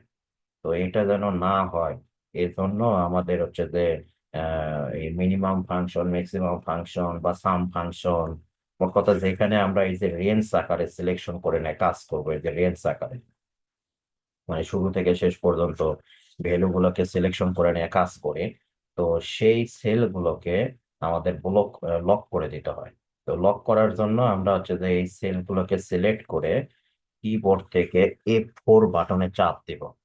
তো আমাদের কিবোর্ডে যে F4 বাটন থাকে, তো আমরা এই F4 বাটনে যদি চাপ দিই তাহলে দেখবেন এটা লক হয়ে যাবে। তো লক হয়ে গেলে আমাদের এই যে এরকম সেলের আগে ডলার সাইন বসে, এই যে $G, $3, $G, $9 এরকম। তো যখন আমরা যখন সেল গুলোকে লক করে দিব, লক করে দিয়ে যদি আমরা এটা রেজাল্ট বের করি, তখন আমাদের রেজাল্ট তো ঠিক থাকবে। এবং এখন আমি যতই এইগুলোকে ইয়ে করি না কেন, মানে সর্টিং করি না কেন, দেখেন এই যে সর্টিং এখন আমি আবার যদি বড় থেকে ছোট করি, তাহলে এই ভ্যালু গুলোকে আমরা এইভাবে সিলেক্ট করলাম। ভ্যালু গুলোকে সিলেক্ট করার পরে এই শর্ট শর্ট থেকে ধরুন আমি এখানে লার্জ থেকে স্মল দিয়ে দেবো, দিয়ে এক্সপেন্ড টু সিলেকশন দিয়ে সর্ট করে দিলে দেখেন এটা কিন্তু এখন বড় থেকে ছোট হয়েছে। আর এই যে মিনিমামের দেখেন এটা কিন্তু এখনো ওই রেজাল্টই আছে। এবং এখানে ক্লিক করলে দেখেন আমার সিলেকশন কিন্তু চেঞ্জ হয়। এই যে লক করে দেওয়ার কারণে আমার কিন্তু সিলেকশন দেখেন ওই যেভাবে সিলেকশন নিয়েছিলাম, মানে যেখান থেকে সেল গুলো সিলেকশন করছিলাম ওই পজিশন থেকেই কিন্তু সেল গুলো সিলেকশন হয়েছে। কিন্তু এই যে ম্যাক্সিমাম অ্যাভারেজ এইগুলোর দেখেন আমার কিন্তু সিলেকশন দেখা যাবে অনেক সময় পরিবর্তন হয়ে যেতে পারে। যেমন এইগুলোতে আমাদের দেখেন এটা যদি ছোট থেকে বড় সাজায় তাহলে দেখবেন ওগুলোরও যেহেতু ওগুলো লক করা নাই, ওগুলো দেখেন পরিবর্তন হয়ে যাবে। এই যে এখন দেখেন এইটা দেখেন এই যে দেখেন আমার সিলেকশন কোথায় চলে আসছে দেখছেন। তো এই যে এইটার ক্ষেত্রে এই অ্যাভারেজের ক্ষেত্রে সিলেকশন চলে আসছে এই জায়গাতে, এই যে সিলেকশন চলে আসছে এই দুইটা সেল দেখাচ্ছে। আবার এই যে এটার দেখেন সিলেকশন দেখাচ্ছে এই যে এইখান থেকে এই পর্যন্ত সিলেকশন দেখাচ্ছে। কিন্তু আমাদের তো সিলেকশন হতে হবে এর ভিতরে এইটুকু। তো যার কারণে এই ফাংশন গুলো নিয়ে যখন আমরা কাজ করব, তখন যে সেল গুলো আমরা সিলেকশন করব, এইভাবে যে সেল গুলো সিলেকশন করব, সিলেকশন করার পরে আমরা এই সেল গুলোকে এইভাবে সিলেক্ট করে F4 দিয়ে লক করে দেব। তাহলে আমাদের সেলের পজিশন গুলো কখনো পরিবর্তন হবে না। তো এটা হচ্ছে যে মূলত যখনই সেটা যে কোনো ফাংশনে, সেটা আমাদের মিনিমাম হোক ম্যাক্সিমাম হোক অ্যাভারেজ হোক সাম হোক, মোট কথা যেখানেই আমাদের হচ্ছে যে এই রকম রেঞ্জ আকারে সিলেকশন করার অপশন থাকবে, সেখানে আমরা হচ্ছে যে এই সেলগুলোকে এভাবে লক করে দিয়ে কাজ করব।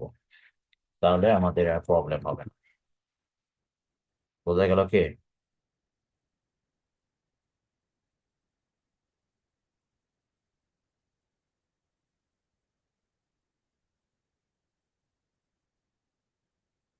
যেমন মানে অ্যাভারেজের ক্ষেত্রে আমরা এটাকে ধরে লক করে দিই। তো এটা যেহেতু রেঞ্জ না, কমা দিয়ে দিয়ে, তো তার কারণে আমি একটা একটা করে লক করে দিচ্ছি। দিয়ে এগুলো এখন ওই যেভাবে মার্কস করছিলাম এখন মার্কস করে দিই, এখন সমস্যা নাই। তো সল্টিং করে নেওয়ার পরে তারপরে আমরা এগুলোকে মার্কস করে এরকম করে দিব। এই এই ছিল মোটামুটি আমাদের এইখানে এই মার্কসের শর্টিং অপশন। আর তারপরে এখানে right brothers and brothers co in header, মানে বলছে যে আমাদের এই পেজের হেডারে আমাদের ব্রাদার্স অ্যান্ড ব্রাদার্স কো কথাটা লিখতে হবে। তো আমরা যেরকম ওয়ার্ডে যেরকম হেডার দিই, তো এক্সেলও আমরা হেডার অংশ আছে। তো এক্সেলে আমাদের যে শিটে আমরা কাজ করি, তো ওই শিটে আমাদের এখানে ওইরকম হেডার অংশ দেওয়ার কোনো অপশন নাই। কিন্তু এটা যখন আমরা প্রিন্ট দিব, এই যে ফাইল, ফাইল থেকে যখন প্রিন্টে গিয়ে প্রিন্ট দিব, তো প্রিন্ট দিলে তখন আমাদের এই যে উপরের যে গ্যাপ গুলো দেখতেছি আমরা এইখানে, এই অংশকে হেডার বলা হচ্ছে। তো এইখানে যদি আমরা কোনো কিছু শো করাতে চাই এই প্রিন্ট লেআউটে, তো সেক্ষেত্রে আমরা হচ্ছে যে এক্সেলে একবারে নিচে যেখানে zoom in zoom out option আছে, ওইখানে দেখবেন আমাদের তিনটা ভিউ অপশন থাকে। একটা হচ্ছে যে নর্মাল ভিউ, একটা পেজ লেআউট ভিউ, আর একটা প্রিন্ট ব্রেক প্রিভিউ। তো নর্মাল ভিউতে মূলত আমরা কাজ করি, যে এটা হচ্ছে তো আমাদের নর্মাল ভিউ। আর আমরা হচ্ছে যে হেডার ফুটার এগুলো যদি দিতে চাই, তাহলে আমাদের আসতে হবে এই যে পেজ লেআউট ভিউয়ে। তো পেজ লেআউটে ক্লিক করলে তখন আমাদের এই শিটটা পেজ ওয়াইজ আলাদা আলাদা ভাবে এখানে ভিউ হয়। যেমন ধরেন এখানে আমার যে কয়টা কলাম নিয়ে কাজ করতেছি, ওই কয়টা কলামের দেখেন এই যে মিনিমাম পর্যন্ত আমার একটা পেজের ভিতরে আসছে, এই ম্যাক্স এভারেজ আবার অন্য পেজে চলে গেছে। এবং এই যে এইখানে কিন্তু দেখেন আমরা এই যে অ্যাড হেডারে ক্লিক করে এইখানে কিন্তু হেডার অ্যাড করে দিতে পারবো,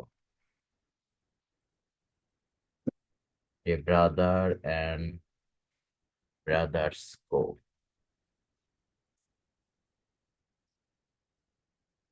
তো এইভাবে কিন্তু আমরা এখানে এই যে হেডার কিন্তু অ্যাড করতে পারতেছি, এটাকে বোল্ড করে দিয়া, বড় করে দিয়া, এইগুলো কিন্তু এখানে, এটা আমরা এই যে page layout preview, page layout ভিউতে আসলে পাবো। তো এটা এইভাবে অ্যাড করে দেওয়ার পরে নর্মালে আসলে, এখন যদি আমরা নর্মালে ক্লিক করি, এই যে এই নর্মাল প্রিভিউতে, তো এখানে দেখেন যত পেজ আছে সবগুলো পেজে এখন আমাদের এই যে এই অংশটুকু হেডার কিন্তু বসে গেছে এতে। তো আমার দুইটা পেজ, এটা তো বসে গেছে, এটা তো বসে গেছে। তো এখন যদি আমরা নর্মালে ক্লিক করি, নর্মালে ক্লিক করলে আমাদের ওই হেডার অংশ কিন্তু এখানে দেখাবে না। তো এটা আমরা দেখতে পারবো যখন ফাইল, ফাইল থেকে যখন আমরা প্রিন্টে যাব, প্রিন্টে গেলে এই যে দেখেন ব্রাদার্স এন্ড ব্রাদার্স কো আমাদের কিন্তু হেডারে চলে আসছে। তো এটা নিয়ে আমরা এই প্রিভিউ অপশন নিয়ে আমি নেক্সট ক্লাসে আরো ডিটেলস একটু দেখাবো, যে আমরা যেমন এই যে প্রিন্টে এখন আমার এক পেজের ভিতরে আমার ফুল কন্টেন্ট আসতেছে না, আমার বাকি দুইটা কলাম অন্য পেজে চলে গেছে। তো এখন আমি কিভাবে এক পেজের ভিতরে ওই দুইটা কলামকেও এখানে নিয়ে আসবো কিভাবে, তো সেগুলো নিয়ে আলোচনা করবো আমরা নেক্সট ক্লাসে আর কি। তো আপাতত আজকে আমরা এইটুকুই রাখবো। আমরা এই যে স্যালারি শিট যেটা দেখলাম, এখানে মোটামুটি অনেক কাজই আমাদের করা হয়েছে। তো এই কাজগুলো আপনারা বাসায় সুন্দরভাবে একটু দেখবেন। এই যে এখানে যে অপশন গুলো আমাদের ছিল, এই যে এখান থেকে পেপার সাইজ থেকে শুরু করে এই পর্যন্ত, এই বিষয়গুলো একটা একটা করে আপনারা দেখে দেখে কাজ করে যাবেন। তো আজকে আমি এইটুকুই রাখবো আর কি। আর আপনারা করেন যেহেতু ক্লাসে যারা অ্যাড আছেন, তারা চ্যাট বক্সে আপনাদের মেইল অ্যাড্রেসটা এখনই দিয়ে দেন। আমি 2-3 মিনিট সময় দিচ্ছি, এই 2-3 মিনিটের ভিতরে আপনাদের চ্যাট বক্সে ইমেল অ্যাড্রেস গুলো দিয়ে রাখেন। যারা ক্লাসে জয়েন আছেন তারা ওই চ্যাট বক্সে আপনাদের ইমেল অ্যাড্রেসটা লিখে ইয়ে করে রাখেন, ইনস্ট্যান্ট সেন্ড করে রাখেন। বোঝা গেছে কি? চ্যাট বক্সে ইমেল অ্যাড্রেস দেন, দিয়ে স্যার এটা সেন্ড চ্যাট করে। বক্সে দেবো নাকি? ঠিক আছে, নাকি হোয়াটসঅ্যাপে দেবো? হোয়াটসঅ্যাপে না, চ্যাট বক্সে দেন। ঠিক আছে, ওই দিল অনেকে।